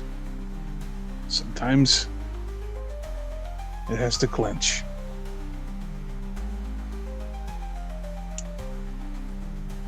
Yeah. Oh, I don't know. I don't think I'm cut out for this. Well,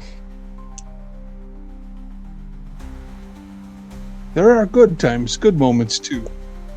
When you see the people you help, that's the most rewarding to me. The Copper was one of them. He was in a bad way, and we were able to liberate him and give him a choice. Whereas people like this today, not the same, but like them, they took his choice away. And I won't go into the details, but it's a terrible thing when a man or a woman's mind can dwell upon evil and not be checked. I think I have to help check those thoughts. And I'm glad you were here to help me check those thoughts. I'm glad you were here today too. I don't want to think about what would have happened. Well, I'm sure the light would have provided another means, but I'm glad to have been used. And I want you to know, as long as you're traveling with me, you can use the temple as a home away from home. I'll make it as comfortable as I can. I'm sure it's not as nice as what you're used to, being from the big city and all, but it is nice. I mean, compared to a tent, this is, Right? I don't want to say nothing, but give me that fire stove every day. I didn't really know they made wagons like this. Well, they don't often, but you can have them built, and this was a blessing, and I intend to spread the light through the land as best I can. And you seem good. You seem a goodly sort. You're a wizard like Celavus, and well, I don't know much about that kind of magic and those things, but it's nice to know that there are others in the world. Like Aelwyn. She has a different kind of magic too. And sometimes we don't get along. I think we just see things differently. And sometimes don't tell her this. Sometimes I'm wrong. And she's been right, but it's hard to admit something like that to her. Someone like her, because I don't think I'd ever hear. She's an elf, And yeah, I remember. And you notice she's sort of like she's pulled her book out and she's just sort of jotting all this down. And Bertram has he doesn't even not even paying attention. He's just talking. He's trying to make you feel better. Yeah.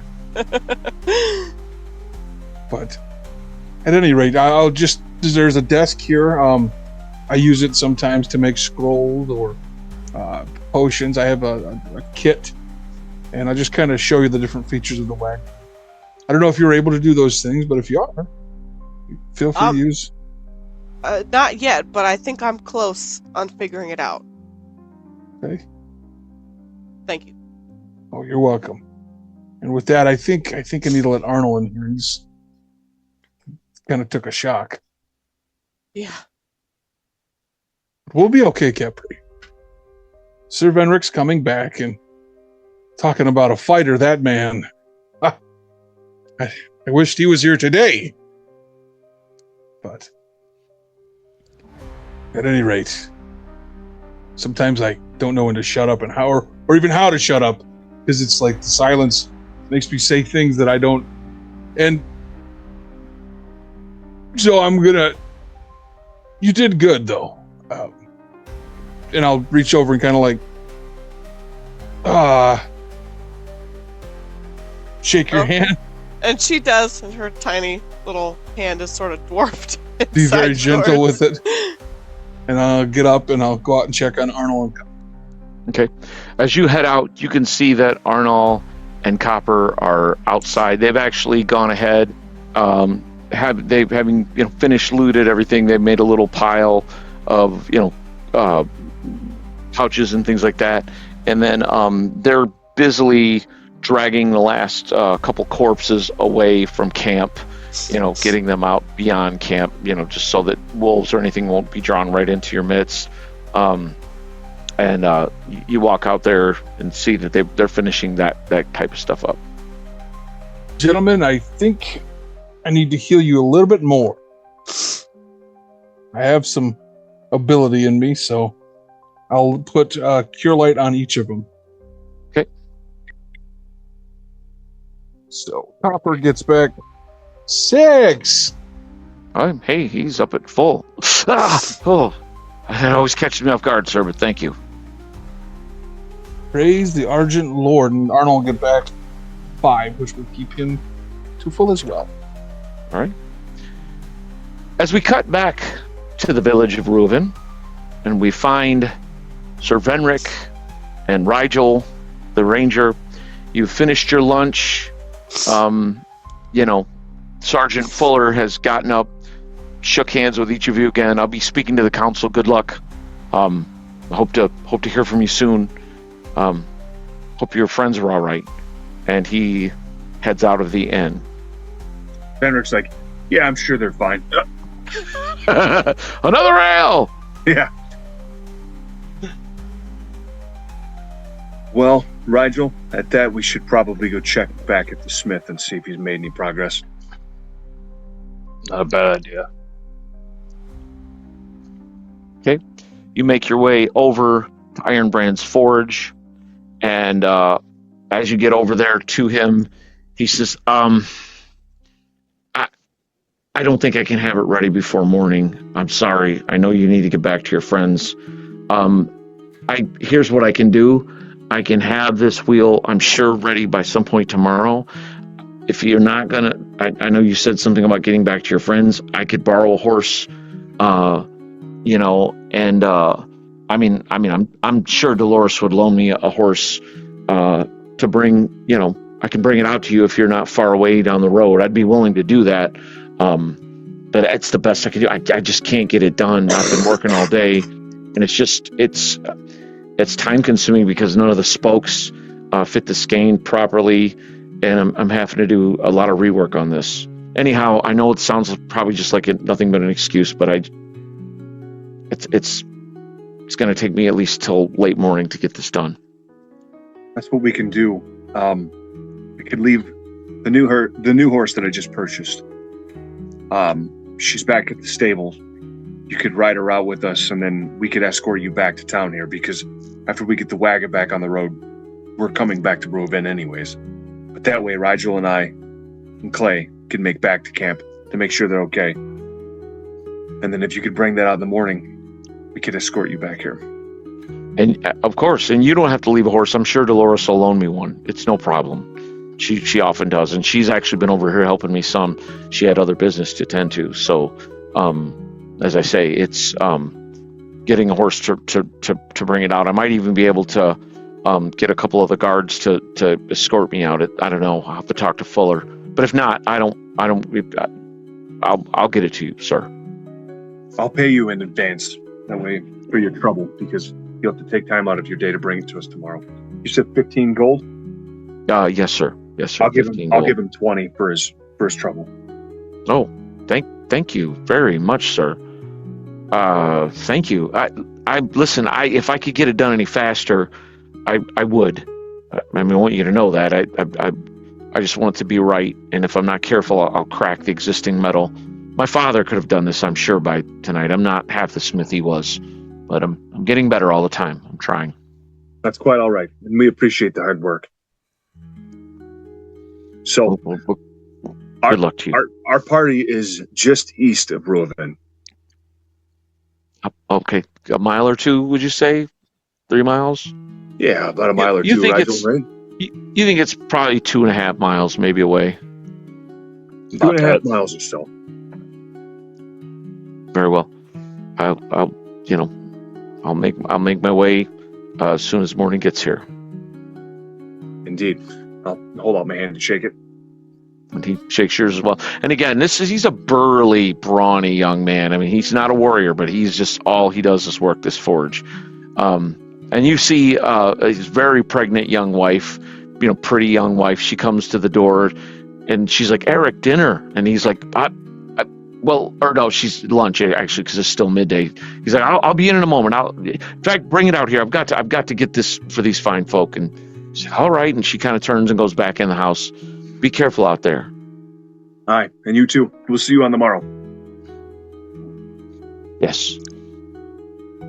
The rain starts to taper off. It's probably midday, but it never fully stops. It just like, if it goes to light drizzle, you get hopeful that you're going to see the sun. The sky is just leaden, and it just, again, you guys, having gotten used to the comfort and warmth of the inn, you had to like almost kick Clay to get him awake, because he was starting to drowse by the fire after with the 2 ales in him and stuff. And as you guys are standing out there, Clay's like wrapped up in his cloak. He's got his hood up. He just looks absolutely miserable. Just his nose barely poking out of his cloak. He's like, "We can't stay at the inn, sir?" Clay, we would, but we told the group we'd be back tonight, and there's no way to send word to them that we're okay, and I want to make sure that they're all right. Oh, yes, sir. You're right, of course. Okay. So you guys have 3 horses if you each wish to ride, unless you don't want Clay riding alone. Yep, nope, that's what we'll do. Clay's spend enough time around him, he should be all right. Now, the riding horse is a better horse for riding, obviously. So do you take that one, Sir Venric? Yeah. Okay. And you mount up, and it's a little smaller and thinner than Haste, but it's a finely bred riding horse. It's a very nice horse. It's one of those things that where like Haste is like just barrel chested and built for running through, lines of warriors. This horse is just built to run, like a race horse. And it's a fine chestnut horse. And Haste, as he gets up on the back of this draft horse, is like, "What are you going to name her, sir?" I think I want to spend some time with her first. I might even let you name her, Clay. Okay. I'm just wondering. All right. He's like, "Yeah," as you guys kind of ride out. You make your way back out on the old East Road. All right. Rigel, why don't you roll me a D6? All right. That's a 6. All right. You ride for not even probably an hour, as you guys are making pretty good time. It's probably 2 or 3 in the afternoon by the time you're able to make your way. Meanwhile, back at camp, you hear,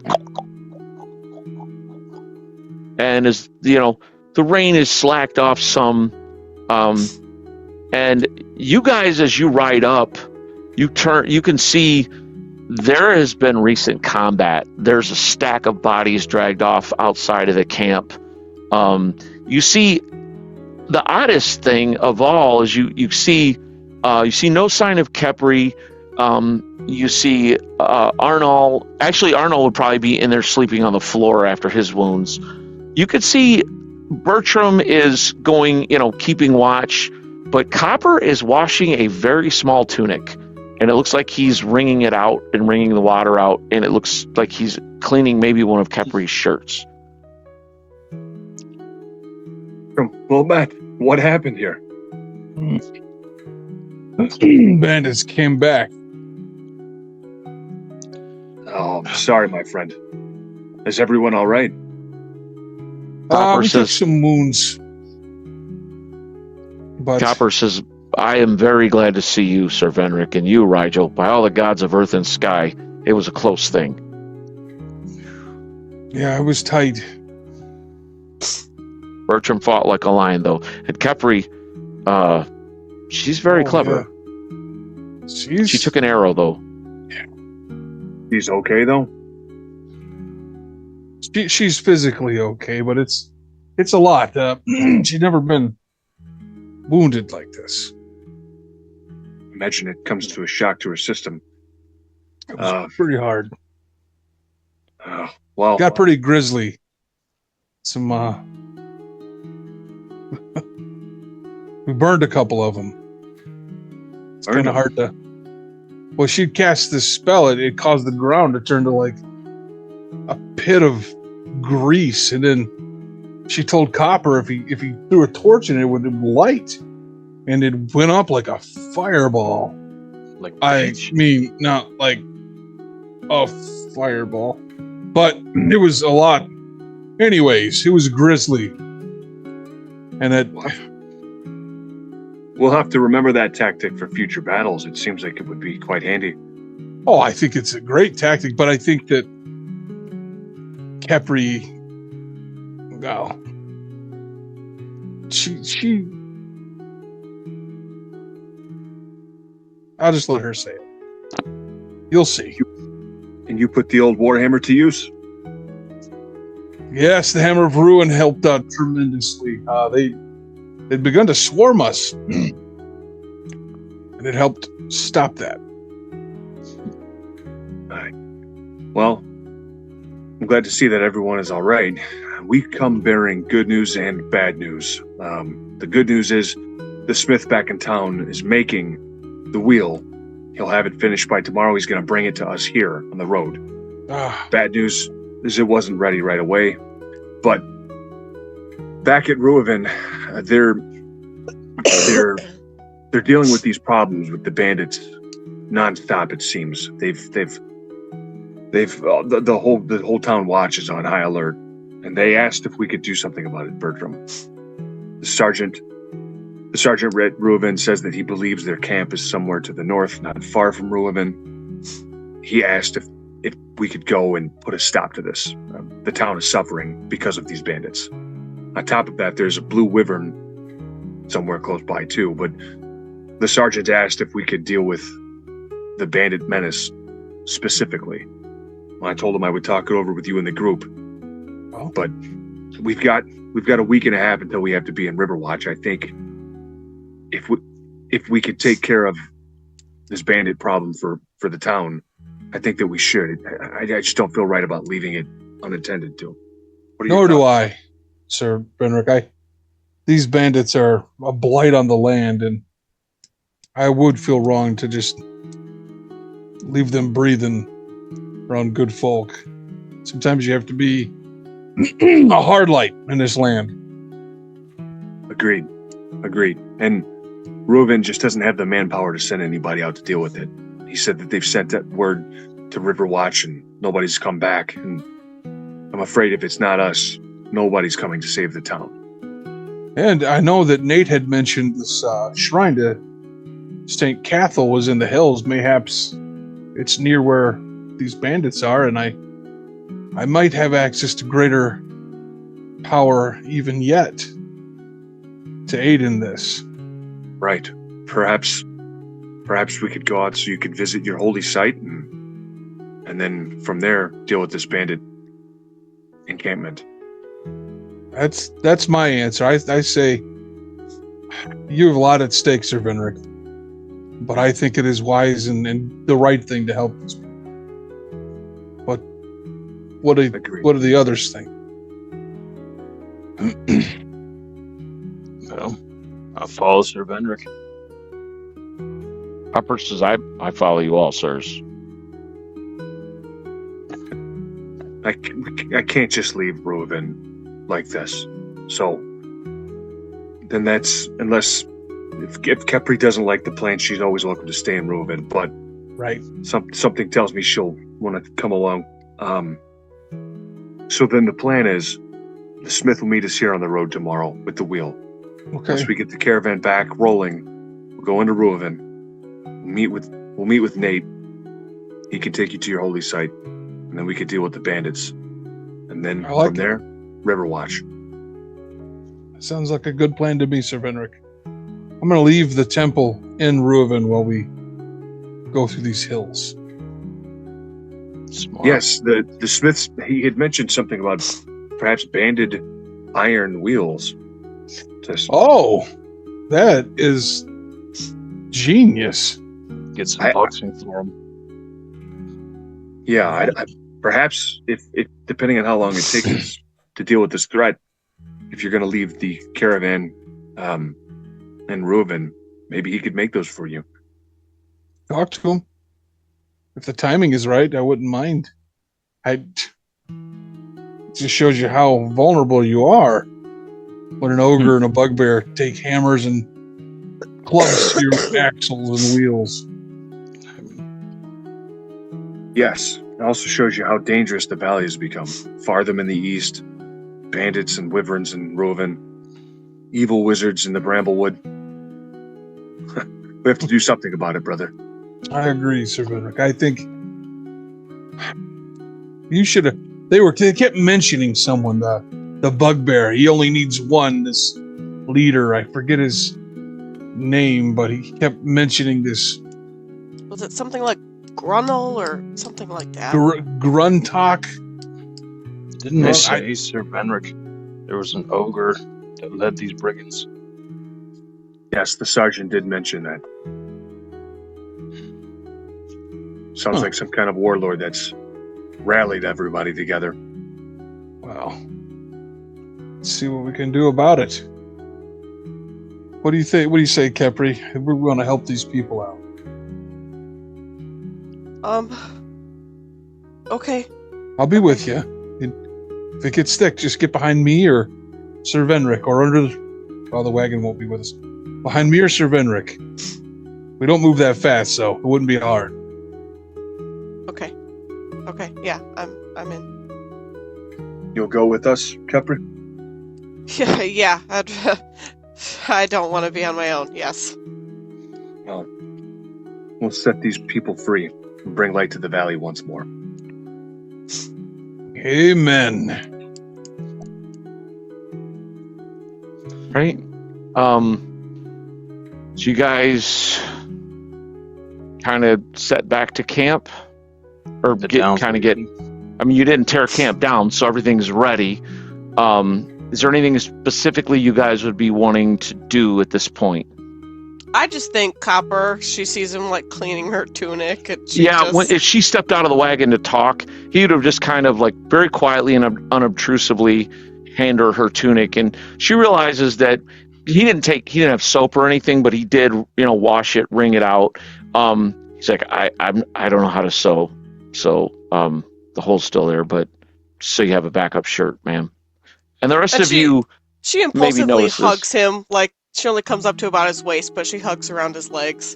And he kind of hugs her back, like, and he looks embarrassed, and Maybe some of you catch sight of this. And Copper's usually just he's almost like a shadow of a person. He almost rarely speaks, rarely interjects, but he looks almost like fierce, like, almost daring someone to make fun of it.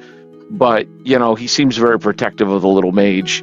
Again, just that vulnerability that she shows. And again, being someone that himself not that long ago was in a position of just abject terror like this. And after you hug him, he kind of, please think nothing of it. And he kind of really quickly extricates himself from the hug and just kind of goes about the business of the camp and stuff again. Arnold seems very subdued. He kind of immediately looks at the horses, but he's like, as soon as he sees you got a new horse, Sir Venric, he's like, fine mare, sir. Chestnut, pretty horse. Yeah, thank you. She's swift, I tell you. She's a bit quicker than Haste. They didn't have any war horses back in town, but I figured she'd be a good addition. I'm not surprised. He's kind of like stroking her neck and patting her, and he's like, she's well trained too. I'll tell you, sir, she's a fine horse. I wouldn't ride her into battle, but she definitely a quick horse. I'll take care of her. You notice that Arnold has strung just a little bit of tarp between two trees now so that the horses can stand out of the rain at least and not constantly in it. And you notice he's got a little bit of a cough, Venric, and you can see that he's got like blood on his tunic as well, where a couple of arrows hit him, one in the chest and one like lower, like in the abdomen. The arrows are not there now. You can see the dried blood. And he's just got like a light cough as he's going about, the work that he's doing that he didn't seem to have before. Arnold, are you all right? Oh, aye, sir. I think it's just the the force of those. Never been shot with an arrow before, and I got shot twice today. Thank the light, Brother Bertram was there to bring me up and around, but I thought I was dead, sir. But no, I'm all right. I just need some rest. You know how it is. Plus, I think it's just this god awful weather. It just I hate my winter time's coming as I get older. It's worse and worse, sir. Yeah, the weather doesn't help. I'm glad to see that you're still on your feet, though. Aye, sir. It's good to have us all back together. Well, not all. Of course, I miss Mr. Sale and Master Celovus.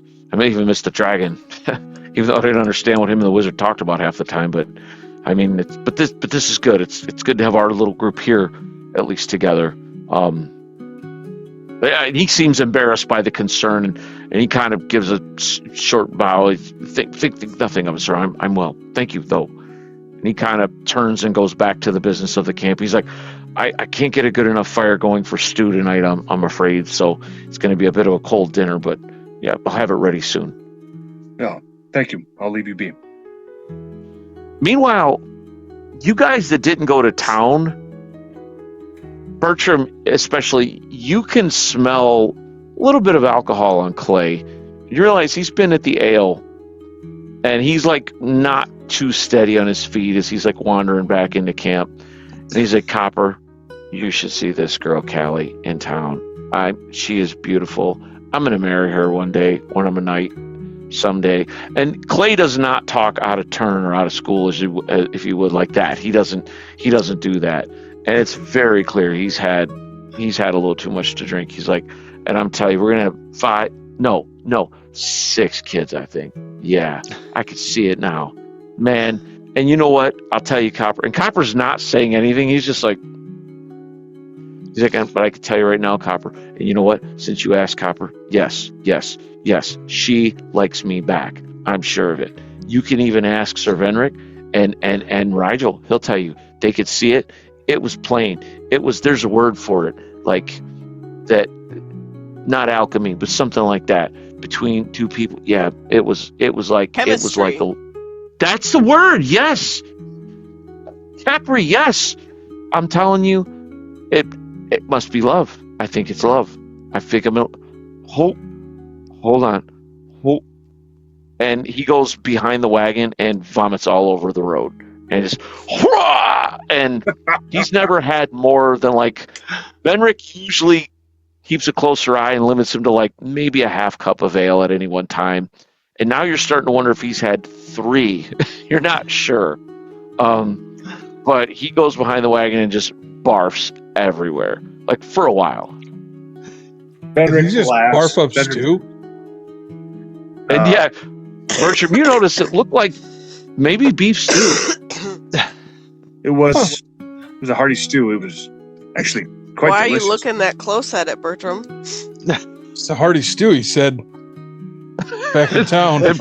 Meanwhile, around this time, Arnold comes up with little, wooden camp bowls that just they're kind of covered with little bits of cloth, and you peel it back as you're thinking about beef stew, because Bertram's never not hungry. So as he peels it back, hearing about beef stew, and you peel it back and you see, yep, it's hardtack and jerky. It's thank you very much. Sorry, I couldn't keep the fire going, and there's just not enough dry wood. We're on the road. Speaking of that, Arnold, we're gonna head into the hills when we get to Ruaven, and I gotta ask a favor. I'm not gonna be able to take the wagon with me. Can you keep an eye on her for me?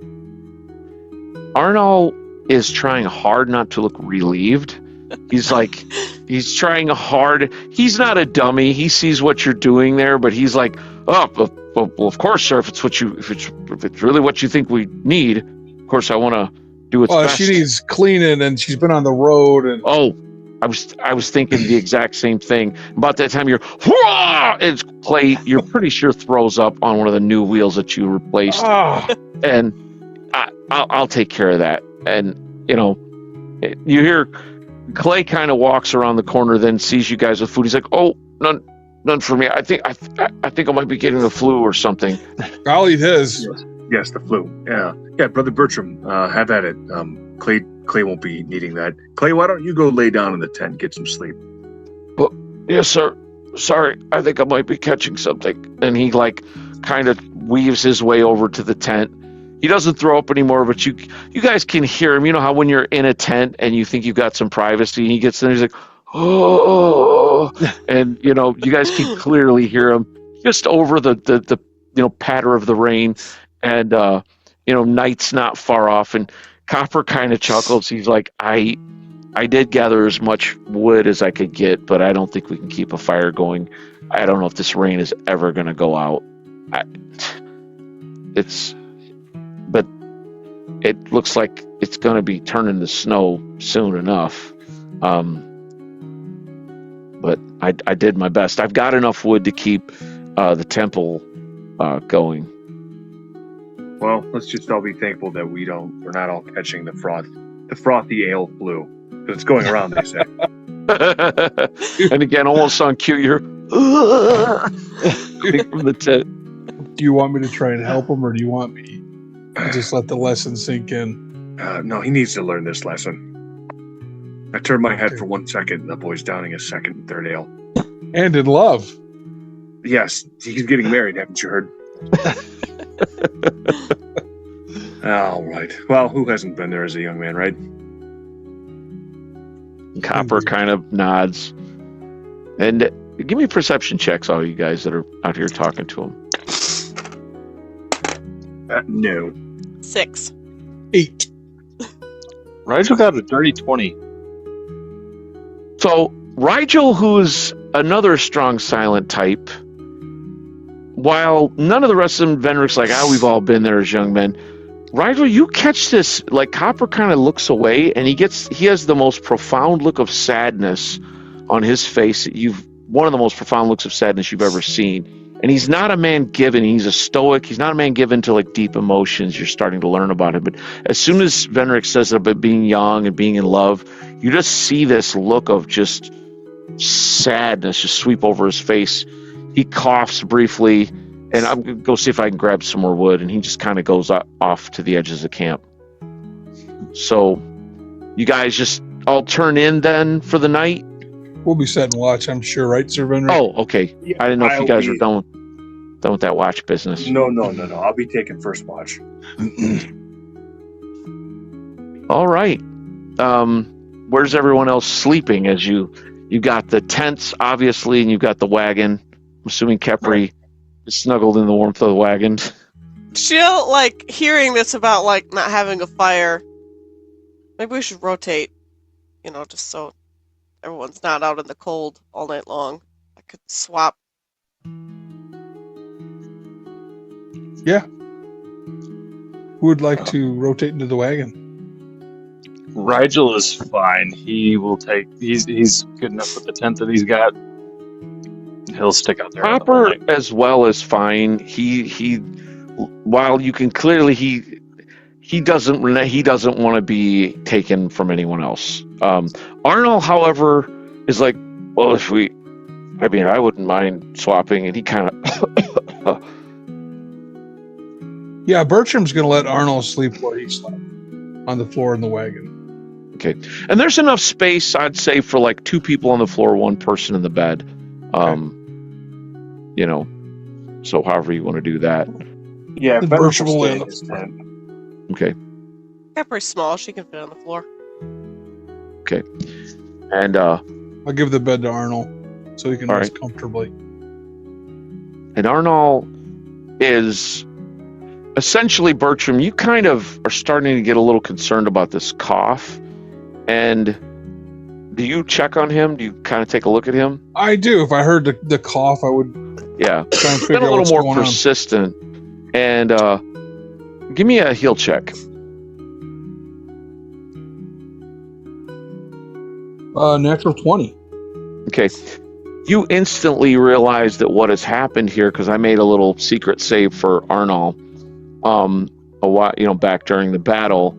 He's older, and as with all of what's going on, the bad weather, the constantly being in and out of it, and then the arrow hitting him, he's got a fever. He's starting to come down with what you're guessing is the flu. It doesn't seem like it's any serious, like life-threatening illness, but you kind of are like, as he's kind of drifting off into sleep, you check on him, you lean forward. I don't know if you tell him you want to check his temperature, but Yeah. he definitely does have a fever. He's he definitely needs to rest and liquids and stuff. This is not the best place for him to be out in the weather, because again, he's in his I think I said late 50s. I can't remember. Yeah, but he's a little older. yeah. So he's at that age where when you get sick like this, you've got to rest. So we're going to go through the watches on this night at least before we call the session. I just want to see. Venric, how long do you keep watch for? 3 hours. Okay. Roll me a d6. 2. All right. 2, you say. Roll me a d8, Venric. 7. Okay, give me just a second. Where would you be keeping watch, by the way, Venric? Just because everyone else has turned in and they've gotten on to bed. So on the there was like a small hill of rocks, not like at the top or anything, but maybe at the first elevation up. Okay. So Venric would kind of go like maybe over in this area? Yeah. Okay. Give me a perception check, Sir Venric. Ooh, 18. All right. You hear